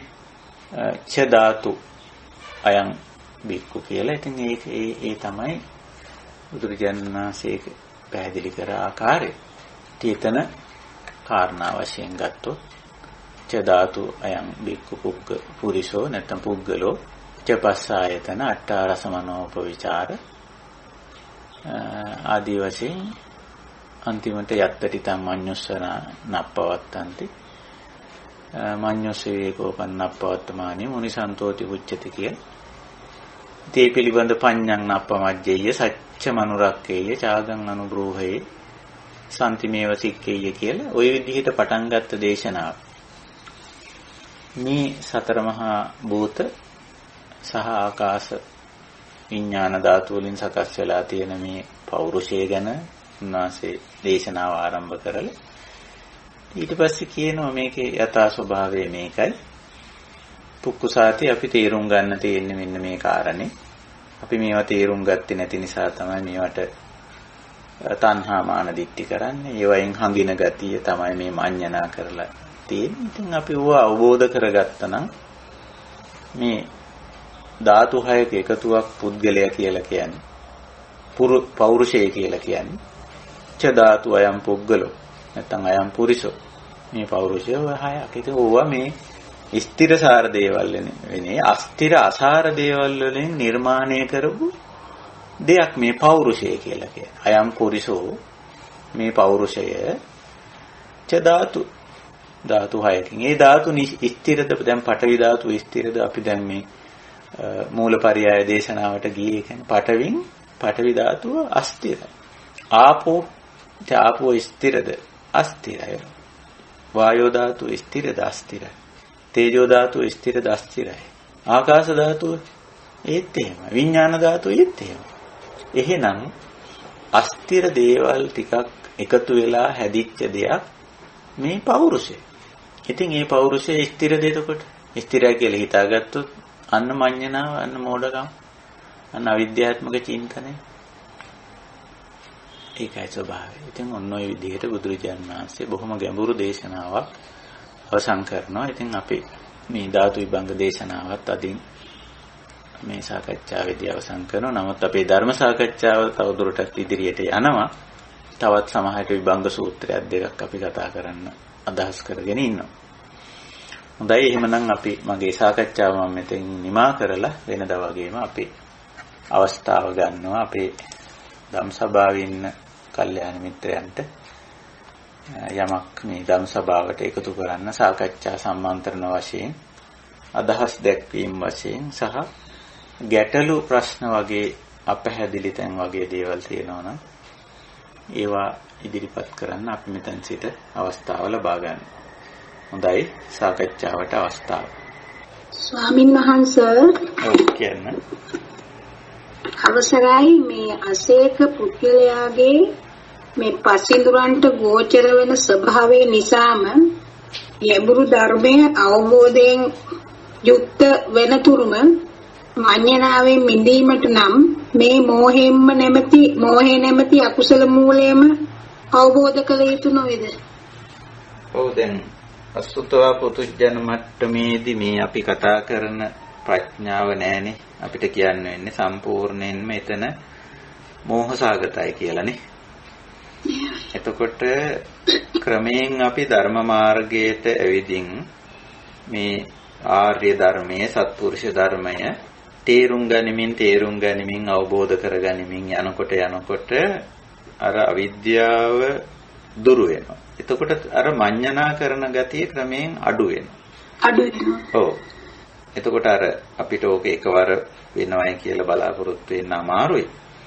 ඉතින් එකවරම වෙන ඇති සමහර වෙලාවට අර කිප්පා බිඤ්ඤ ලක්ෂණේ තියෙන මහා වාසනාවන්ත මිනිස්සුත් ඉන්නවා. කියවපු ගමම්ම මේ සමස්තේ වැටහිලා අර මඤ්ඤණා කරන ගතිය සම්පූර්ණයෙන්ම නතර වෙනවා. නමුත් දැන් අපි මේ ශේක ප්‍රතිපදාවේ යන අය හැටියට සලකගත්තොත් අපි නිතරම අපි අර මඤ්ඤණා කරනවද කියන එක ගැන දැන් එතනදලා සෝදිසිමත් වෙන්න ඕන. අර විදිහට අපි හිතනවද තවදුරටත්. ඉතින් එහෙම හිතනවා නම් අපේ මානසිකාරය අපි අනිත් පැත්තට යෝනිසෝ මානසිකාරයේ පැත්තට යොමු කරන්න අර මඤ්ඤණා කරන ගතිය අයින් වෙනවා. සමහර විට අපි පරණ පුරුද්දට එහෙම මඤ්ඤණා කරන දැන් බලන්න එකතු වෙලා කතා කරනකොට ඉතින් ওই කතා හුඟක් ඒවා මඤ්ඤන් තමයි. අර කතා කරන්නේම මේ අර පරණ මොඩ දාලෙට ඉතින් මොඩ සංකල්පත් එක්ක කතා කරනවා. ඉතින් ඒක අපි නිතරම මේ ටිකක් අපි ගැන සෝදිසිමත් වෙන අර භාවනා යෝගියෙක් හැටියට අපි ඉතින් මේ කතා කරලා ඉවර වෙලා අපි ටිකක් මම මේ කිව් එක ඇත්තටම දහමට එකඟ කතාවක්ද මං කිව්වේ මේ නැත්තම් මේ ලෝක සම්මතයේට මේ මිනිස්යාගේ හිත සනස්සන්න කියපු කතාවක්ද? සමහර වෙලාවට අපි අර මඤ්ඤං කතා කියනවා මේ මිනිස්යන්ගේ හිත සනසන්න. ඉතින් අරකයි මේකයි කියලා. නමුත් ඇත්තම தත්ත්වය බැලුවොත් දහමට එකඟව බැලුවොත් ඒක එහෙම නෙමෙයි. ඒක සම්පූර්ණම මේ අපි නිකන් අවිද්‍යාත්මක මෝඩ සංකල්පයක් කතා කරලා තියෙන්නේ. වෙන්නේ නැති වෙන්න බැරි එහෙම භව්‍යතාවයක් නැති දේවල්. ඉතින් සමහර විට ටික කාලයක් යනකම් අපි මේ ධර්ම මාර්ගයේ ඉදිරියට ටික කාලයක් යනකම් ඔය මඤ්ඤණා ගතිය අපි ළඟ තියෙනවා. මම නම් ඕක මාතුලින් හොඳට දැකලා තියෙනවා. ඒක තමයි භාවනාව කියන්නේ. ඒක ලැජ්ජ වෙන්න කාරණයක් නෙවෙයි. ඒක කාලයක් යනකම් අර පුරුද්දනේ. අර මඤ්ඤණා කරලා පුරුදු වෙලා අර විදියට. ඉතින් ඕක තියෙන නමුත් අපිට භාවනාවට ගියාම අපිට තේරෙනවා අපි මෙහිම තවමත් හිතනවා මේ විදියට කියලා. එතකොට අපි තවදුරටත් අර ධර්මය හොඳට සාකච්ඡා කරලා හොඳට තේරුම් අරගෙන හොඳට අවබෝධ කරගත්තම ක්‍රමයෙන් අර මඤ්ඤණා කරන ගතිය ගෙවිලා යනවා. නැත්නම් ලිහිලා යනවා. අමඤ්ඤණ ස්වභාවයක් එනවා. ඉතින් ඒකයි ස්වභාවය. ඉතින් ඔබතුමී කියන විදිහට මේ අවිද්‍යාව ඇතිතාක් තමයි මඤ්ඤණා කරන්නේ. ඒක හරි. ඒක ගෙවා දැමීමක් නේ අපි මේ කරන්නේ මේ බුද්ධ දේශනා ආදී දේවල් ගැඹුරින් සාකච්ඡා කරලා කරන්නේ ඒක ගෙවා දැමීමක්. එතකොට ඒක මඤ්ඤණා කරන්නේ සම්පූර්ණ අවිද්‍යාවෙන් තණ්හාවෙන් කරන හැඟීමක් මේ මඤ්ඤණා කියලා කියන්නේ. හිතාගෙන ඔබ අන්සේට ගොඩාක් කුසල අපේ ආන්දරනේ පැටුණා හොඳින්. තෙරුවන් සරණයි. තෙරුවන් සරණයි. තෙරුවන් සරණයි අවසරයි ස්වාමීන් වහන්සේ. තෙරුවන් සරණයි නැත්තේ. ස්වාමීන් වහන්සේ මේ ඔය මඤ්ඤණාව කියන එකේ ප්‍රපංච සංඥාවයි කියන ඒ දෙකේ ලොකු වෙනසක් තියෙනවද? ඇත්තටම නැහැ. පపంచ සංඥා සංඛා කියන එකයි මඤ්ඤණා කියන එකේ වෙනසක් නැහැ. අපි දකින්නේ වචන දෙකක් නැත්තම් මේ අවස්ථාවේ භාවිත වෙච්ච වචන දෙකක්. දැන් එතන මදුපිණ්ඩික දේශනාවේදී මේ මහා කච්චායන හඳුරු පැහැදිලි කරන චක්කුංචාවසෝ පටිච්ච රූපේච උප්පජ්ජති චක්කු විඥානං තින්නම් සංගති පස්සෝ පස්සපච්චය වේදනා යං වේදේති තං සංජානාති ආදී වශයෙන් ස්වභාවික සංසිද්ධියක් ඇතුලේ ඇහැට පෙනුණු දේ නැත්තම් කනට ඇහුණු දේ නාසයට දිවට කයට දැනුණු දේ ඔස්සේ යම් හඳුනා ගැනීමක් යම් සංජානාති. ඒතර මේ සංඥාවේ ඉඳලා වෙනස් වීමක් වුණොත් වෙනස් වීමක් කියන එකෙන් අදහස් කරන්නේ අර නিত্য සුඛාත්ම විදිහට සංජානනය කෙරුවොත් ඒ අනුව තං විතක්කේති. ඒ අනුව තමයි විතර්කණය කරන්නේ. එතන අර මඤ්ඤණාව තමයි. එතන වැරදි විදිහට හිතාගෙන යන් විතක්කේති තං පపంచේති. එතකොට තවත් තැන්වල පపంచ සංඥා සංක එතනම කියනවා තතෝ නිදානම් පුරිසං. එතනින්දලා ඒ පෞරුෂයට මොකද වෙන්නේ? අර ඒ වැරදි විදිහට මඤ්ඤණා කර පෞරුෂයට මොකද වෙන්නේ? ඒ මඤ්ඤණාවට යට වෙනවා. තතෝ නිදානම් පුරිසං. එතෙන් සිට ඒ පෞරුෂය පపంచ සංඥා සංකා සමුදාචරන්තේ. ඒ තමන්ම හදාගත්ත ප්‍රපංච නැත්තම් මඤ්ඤණාවලට යට වෙනවා. එතෙන්දලා මේ මඤ්ඤණ තමයි මේ ජීවිතේ මඤ්ඤණාවලට යට වෙලා මඤ්ඤිත මේතං. අස්මීති මඤ්ඤිත මේතං භවිස්සanti මඤ්ඤිත මේතං න භවිස්සanti මඤ්ඤිත මේතං. ඒව හදාගත්තේ කවුද? මේ ප්‍රපංචය හදාගත්තේ කවුද? ඒ අර අවිද්‍යාවෙන් හදාගත්ත දේ. ඉතින් එතනින්දලා ඒකට යට වෙනවා. තතෝ නිදානම් පුරිසං. එතෙන් සිට ඒ පෞරුෂය ඒ තැනත්තා කියලා අපි සාමාන්‍යව විවහාර කරන්නේ. ඒ තැනත්තා තමා විසින්ම සකස් කරගත් ප්‍රපංචවල ගොදුරක් බවට පත් වෙනවා. තමා විසින්ම සකස් කරගත්ත මඤ්ඤිතවල ගොදුරක් බවට පත් වෙනවා. කොටින්ම තමන්ම උගුලක් හදලා උගුලේ අහුණා වගේ වැඩක් මේ.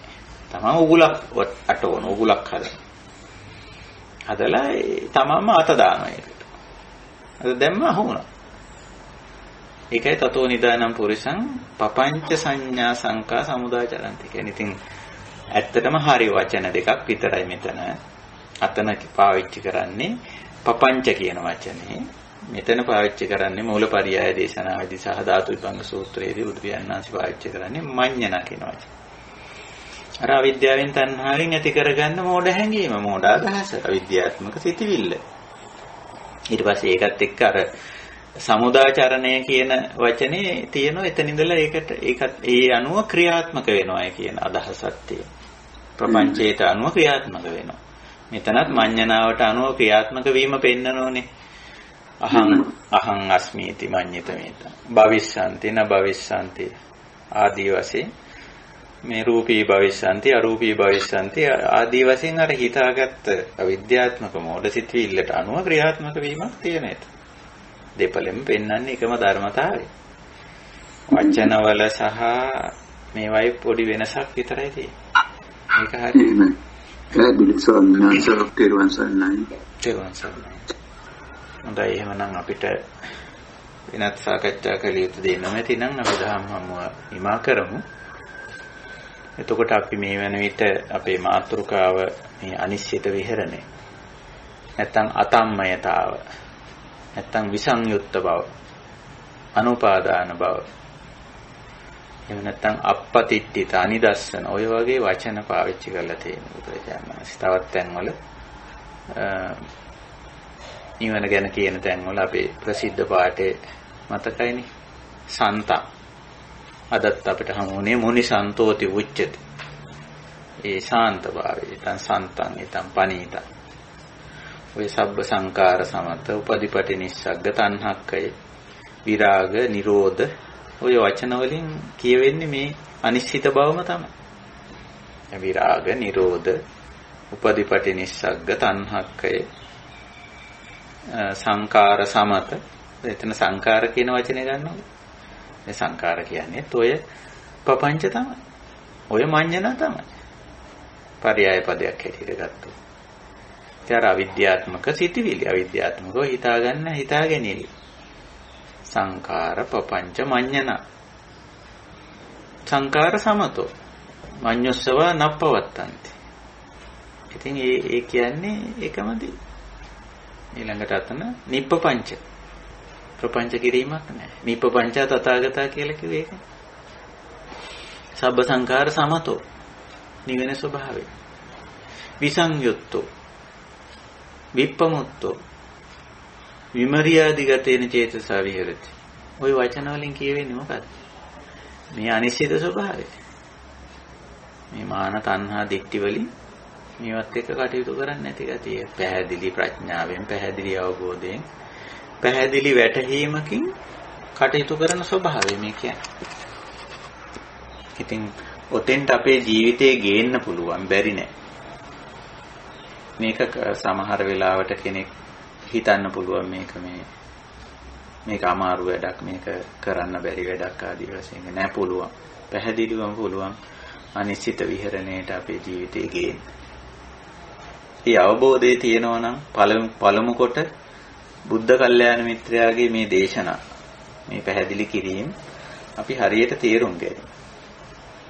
ඒකටයි අපි මේ ධර්ම සභාව පවත්වන්නේ, ධර්ම සාකච්ඡා කරන්නේ. ඊට පස්සේ අපි අපේ චින්තාමය පැත්ත, අපි හිතන විදිහ, අපි හිතන ආකාරය ඒ අනුව ගොඩනගනවා. ගොඩනගාගෙන ඊට පස්සේ අපිට අපේ ජීවිතේ මේ විදිහට පවත්වන්න පුළුවන්. මේ විදිහට පවත්වන්න පුළුවන්. මේ ලෝකය කියන එක ඒක තියෙනවා. ඒ කියන්නේ ඇහැ කන නාසය දිවකය මන තියෙනවා.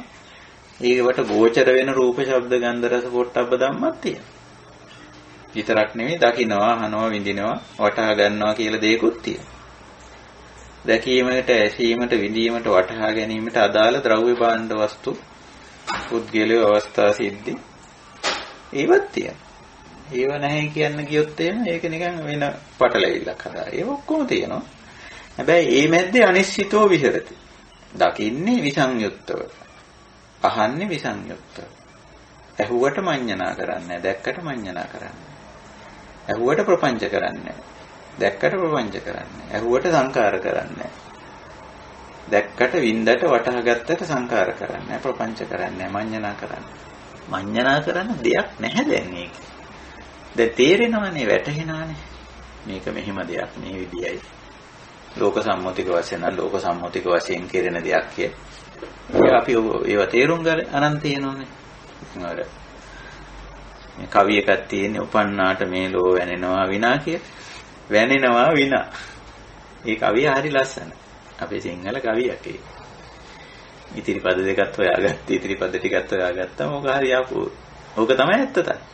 ඉතින් ඒක අපි තේරුම් අරන් ඉන්න මේ උපන්නට වැනෙන වැනිල්ලක් මේ වෙන්නේ. මේක ඇති දෙයක් නෑ. මේක වනන්න ගියොත්, මේක වනවන්න ගියොත් නේ මට ඕන හැටියට වනන්නයි කියලා. ඔන්න මඤ්ඤණයි. ඔන්න සංකාර, ඔන්න ප්‍රපංච. ඔන්න නිශ්චිත, ඔන්න උපාදාන. ඉතින් යන්න ඕනේ. මේක යථා ස්වභාවය තේරුම් ගත්තම හරිම අනිශ්චිතව, අනුපාදානව, විසංයුක්තව, නිෂ්ප්‍රපංචව අමඤ්ඤිත ස්වභාවයෙන් අපිට කටයුතු කරන්න පුළුවන්. උත්සාහ කරන්න බැරි නෑ අප පුළුවන්. මන් දන්නේ මම මේ බණ කියන මට පුළුවන්. මං එහෙම මගේ උපරිම වශයෙන් මං අනිශ්චිත විහරණයක මං ජීවත් වෙනවා. එහෙම නැත්තම් මම මේ බණ කියන්නේ නෑ. බුදුහාමුදුරුවෝ අපිට කරන්න බැරි දේවල් කියලා නෑ. මට නම් පේන්නේ කරන්න බැරි දෙයක් කියලා තියෙනවා කියලා. ඉතින් ඕකට අපි එක එක හේතු දාගන්නවා.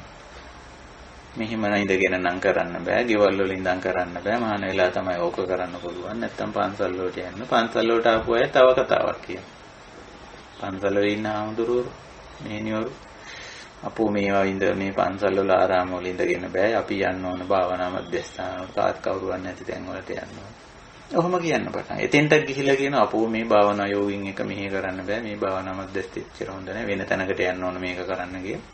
ඉතින් ඔය තැන් මාරු කරනවා, බුද්ධිල මාරු කරනවා. බොව මාරු කර කර ඉන්නවා වැඩේ කරන්නේ. ඔය එකක්ක මාරු කරන්න ඕනේ. තැන් මාරු කරන්න ඕනේ නැහැ. පුද්ගලික මාරු කරන්න මොකක්වත් ඕනේ නැහැ. මේක තේරුම් ගන්න තියෙන්නේ බුදු පියාණන් වහන්සේ හරිය අපූර්වට මේක තේරුම් කරලා දීලා තියෙනවා. තේරුම් ගත්තා අපිට තියෙන්නේ එතන ඉඳලා ඒකට අනුගත වෙන්න, අනුහුරු වෙන්න, අනුකූල වෙන්න. ඒකටනේ ධම්මානුධම්ම පටිපන්න කියන්නේ. ධම්මානුධම්ම පටිපන්නෝ විහෙරති. ඒකයි අවශ්‍ය. ඉතින් පුළුවන් ඕක.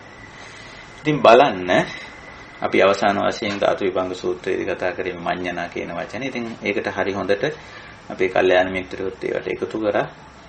මඤ්ඤණා කියලා කියන්නේ සංකාරමයි, වෙන දෙයක් නෙවෙයි, පපංචමයි.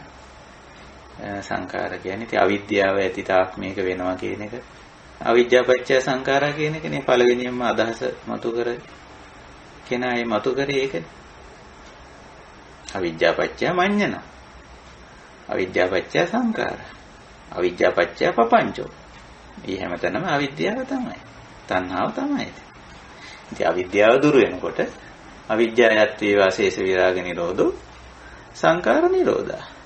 පපංච නිරෝධා. මඤ්ඤණා නිරෝධා. එතන තියෙන සාන්ත ඒතන් සන්තං ඒතන් පණීතං. ඒ සාන්ත ප්‍රණීත தත්ත්වයේ තියෙන එක තමයි නිබ්බාන, ඒක තමයි නිවීම, ඒක තමයි සැනසීම. ඕක දික්ඨ ධම්මේදී මේ ජීවිතේදී ගන්න බැරිද? ඕකට තේ හේතුක ප්‍රතිසන්දි හොයාගෙන යන්න ඕනද?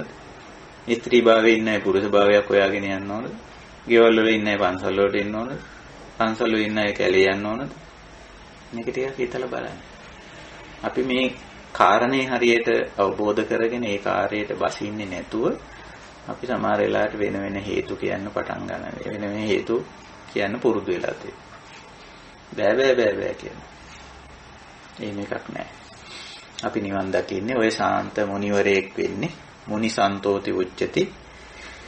ඇඳුම් මාරු කරලා නෙමෙයි. තැන් මාරු කරලා නෙමෙයි මුනිවරයෙක් වෙන්නේ.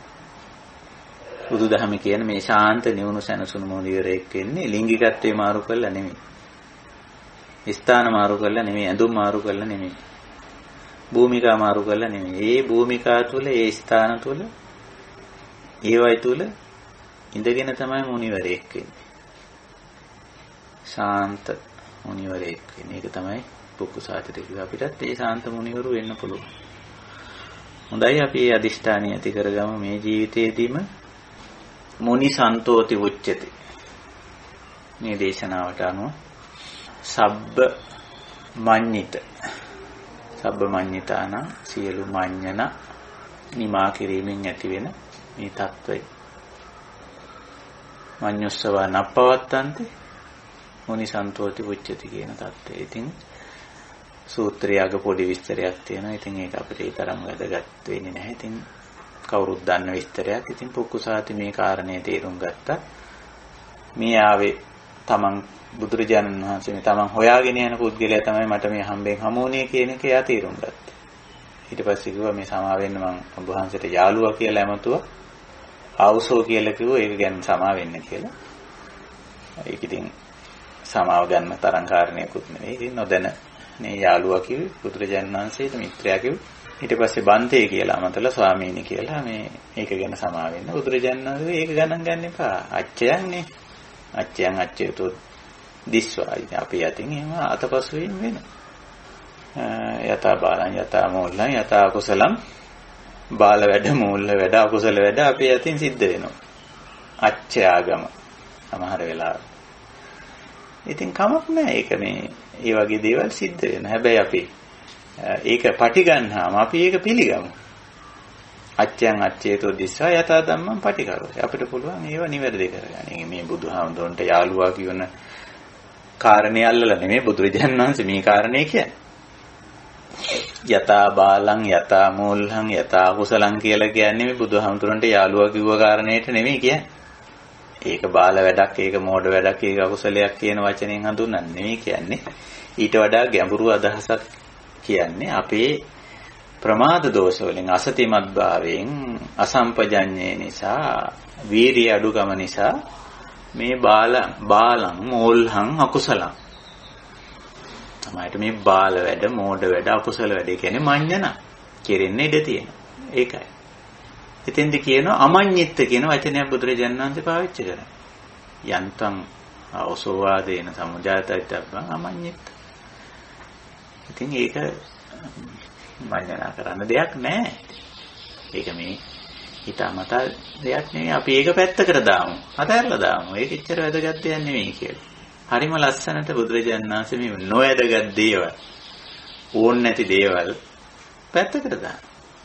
පැත්තකට දාලා මං කියපු ධර්මකාරණේ සැලකිල්ලට ගන්නකො. මේ මට මේ මිත්‍යා කියලා අමතපු වචනේ ඔයා හිතාමතා අමතපු ගන්න. ඒක පැත්තකට දාන්න. ඒක වැදගත් නැති වැඩක්.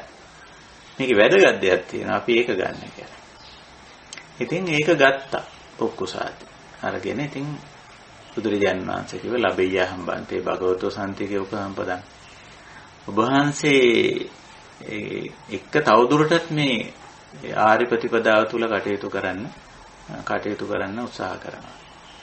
මම කැමතියි කියලා. ඉතින් ඒ වෙලාවේ බුදුරජාණන් වහන්සේගේ සම්ප්‍රදාය හැටියට මේ පරිපුන්නන්තේ බික්ඛු පත්ත චීවරන්ති කියලා ඇහුවා. අපේ සම්ප්‍රදාය හැටියට මේ අපි අනුන්ගෙන් කාලා ඇඳලා ඉන්න අය. ඒක නිසා මේ ඒකට ගැලපෙන්න පාත්‍රා සිවුරු ටිකක් තියෙනවද? අපේ සම්ප්‍රදාය හැටියට කටයුතු කරන්න. ඉතින් මෙයා කවුද? පොක්කුසාතේ මොකක් හරි ක්‍රමයකට පැවිදිලා ඉන්නේ ඇති. යම් කිසි විදිහක පැවිදිලා හිටියද කියන්න බෑ. මේ පාත්‍රා සිවුරු ගැන කතාවෙන් අපිට පේන්නේ සමාජයට පැවිදිලා නොඉන්නේ නැති. යම් කිසි ප්‍රතිපදාවකට ඇවිල්ලා න්යාය. කොහොම නමුත් මෙයාට පාත්‍රා සිවුරු තිබ්බේ නෑ. ඉතින් ඒක නිසා මෙයා පාත්‍රා සිවුරු හොයාගෙන ගියා. පොක්කුසාති භගවතෝ භාෂිතං අභිනන්දිත්වා අනුමෝදිත්වා උට්ඨායසන භගවන්තං අභිවාදිත්වා පදක්කිනං කත්තා පත්ත චීවර පරියේෂණම් පක්ඛාමි. ඉතින් බුදුහාමුදුරු ළඟ පැවිද්දෙක් හැටියට ඉන්න ඕනකම බුදුහාමුදුරන්ගේ චරිත ටිකක් තියෙනෝනේ සිවුරු අඳින්නේ මෙහිමයි පාත්‍රේ. ඒ විදිහට කටයුතු කරන්න ඕන නිසා තමයි නැතුව මේ ධර්මයෙන් අඩුපාඩුවක් වුණා නෙමෙයි. එතෙන්දී අර බුදුරජාණන් වහන්සේගේ සම්ප්‍රදායට අනුව පාත්‍රා සිවුරු ඕනේ. ඒ සම්ප්‍රදායට අනුව ජීවත් වෙන පැවිද්දෙක් වුණා. ඉතින් ඒක නිසා හොයාගෙන ගියා. යද්දී ඉතින් යම්කිසි අනතුරකටපත් වුණා කියලා සඳහන් වෙනවා. ගාවි ජීවිතං වෝරෝපේසි. හරකෙක් කනලා මැරුණා. ඉතින් පස්සේ මේ ආරංචිය භික්ෂුන් වහන්සේලා ලැබුවා. යෝ සෝබන්තේ පොක්කුසාතේ නාම කුල පුත්තෝ භගවතා සංකිට්ඨෝ වදේන වදිත්වා යෝ කාලංකතෝ තස්සා ගති කෝ අபிසම්පරායෝ. වහන්සේ කෙටි බණක් දේශනා කරා මෙයාට. කොහොම හරි මෙයා මේ පරලෝකියා. මොකද්ද தත්ත්වය කියලා භික්ෂුන් වහන්සේලා ඇහුවා. බුදුරජාණන් වහන්සේ අන්තිමට කියන පඬිතෝ භික්ඛවේ පොක්කුසාති කුල පුත්තෝ පච්චපාදි ධම්මස්සානු ධම්මං. ඉතින් බොහොම මේ ධර්ම ප්‍රතිපදාවට එන්න මේ එච්චර ප්‍රමාද නැහැ. හොඳට අවබෝධ කරගත්තා. ඒ ධර්ම ප්‍රතිපදාවට ආවා. නැචමන් ධම්මාධිකරණං විශේෂේසී ලොකුවට ප්‍රශ්න අහලා අනවශ්‍ය ප්‍රශ්න අහලා මාව වෙහෙසටපත් කරින්නේ. දේශනා කර ධර්මයේ හොඳට අවබෝධ කරගත්තා. පුක්කුසාති බික්ඛවේ කුල පුත්තෝ පංචන්නං ඕරම් භාග්‍යාන සංයෝජනං පරික්කය උපාතිකෝ තත්ත පරිනිබ්බාය අනාවත්ති ධම්මෝ තස්මා ලෝකා කියලා. යා අනාවත්ති ධම්මෝ පංච ඕරම් භාගීය සංයෝජන දුරු කරගන්න පුළුවන් වුණා කියලා සඳහන් වෙනවා. කියන්නේ සෝතාපන්න, සකදාගාමි, අනාගාමි තත්ත්වයේ දක්වා අධ්‍යාත්මීය දියුණු කරගත්තා. ඉතින් එතනින් පස්සේ ආපහු එන්නේ නැහනේ. අනාවත්ති කියන්නේ ආපහු හැරෙන්නේ නැහැ කියන එකයි. ඔය අනාවත්ති ධම්මෝ කියන එක අටුවාවල එහෙම වරද්දලා තෝරලා තියෙන්නේ. කොහෙදෝ යනවායි ආපහු මෙහෙ එන්නේ නැහැ කියලා. අනාගාමි කියන එක අනාවත්ති ධම්මෝ. බුදුරජාණන් වහන්සේ පැහැදිලි කරන්නේ අනාගාමි අනාවත්ති ධම්මෝ කියන්නේ මේ කොහේ හරි වෙන ලෝකෙක ඉපදලා ආයි මනුස්ස ලෝකෙට එන්නේ නැහැ කියන එක නෙමෙයි. ආපහු හැරෙන්නේ නැහැ මේ ධර්ම ප්‍රතිපදාවේ. ඒකයි. අනාගාමි නැත්නම් අනාවත්ති ධම්මෝ කියන්නේ ආපහු හැරෙන්නේ නැහැ කියන අර්ථය.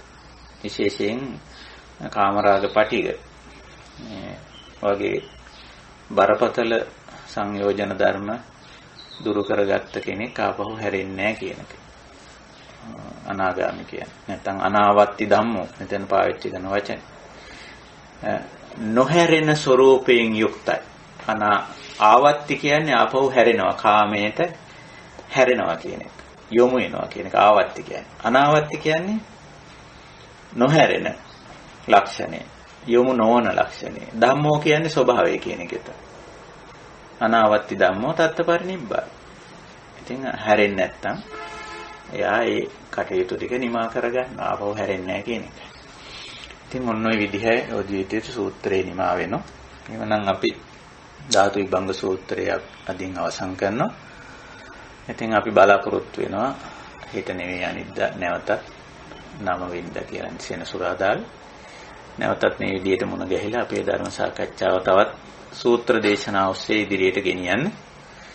ඉතින් එහෙමනම් අද දහම් හමුවට වෙනදා වගේම පූජනීය ස්වාමීන් වහන්සේලා මෙහින් වහන්සේලා ඇතුළු කල්යාණ මිත්‍ර පිරිස එකතු වුණා.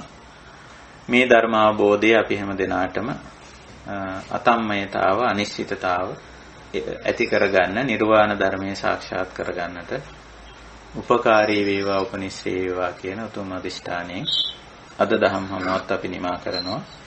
හැම දිනාටම තෙරුවන් සරණයි. තෙරුවන් සරණයි ස්වාමීන් වහන්සේ.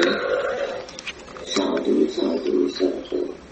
තෙරුවන් සරණයි ස්වාමීන් වහන්සේ. තෙරුවන් සරණයි සුවපත් වේවා.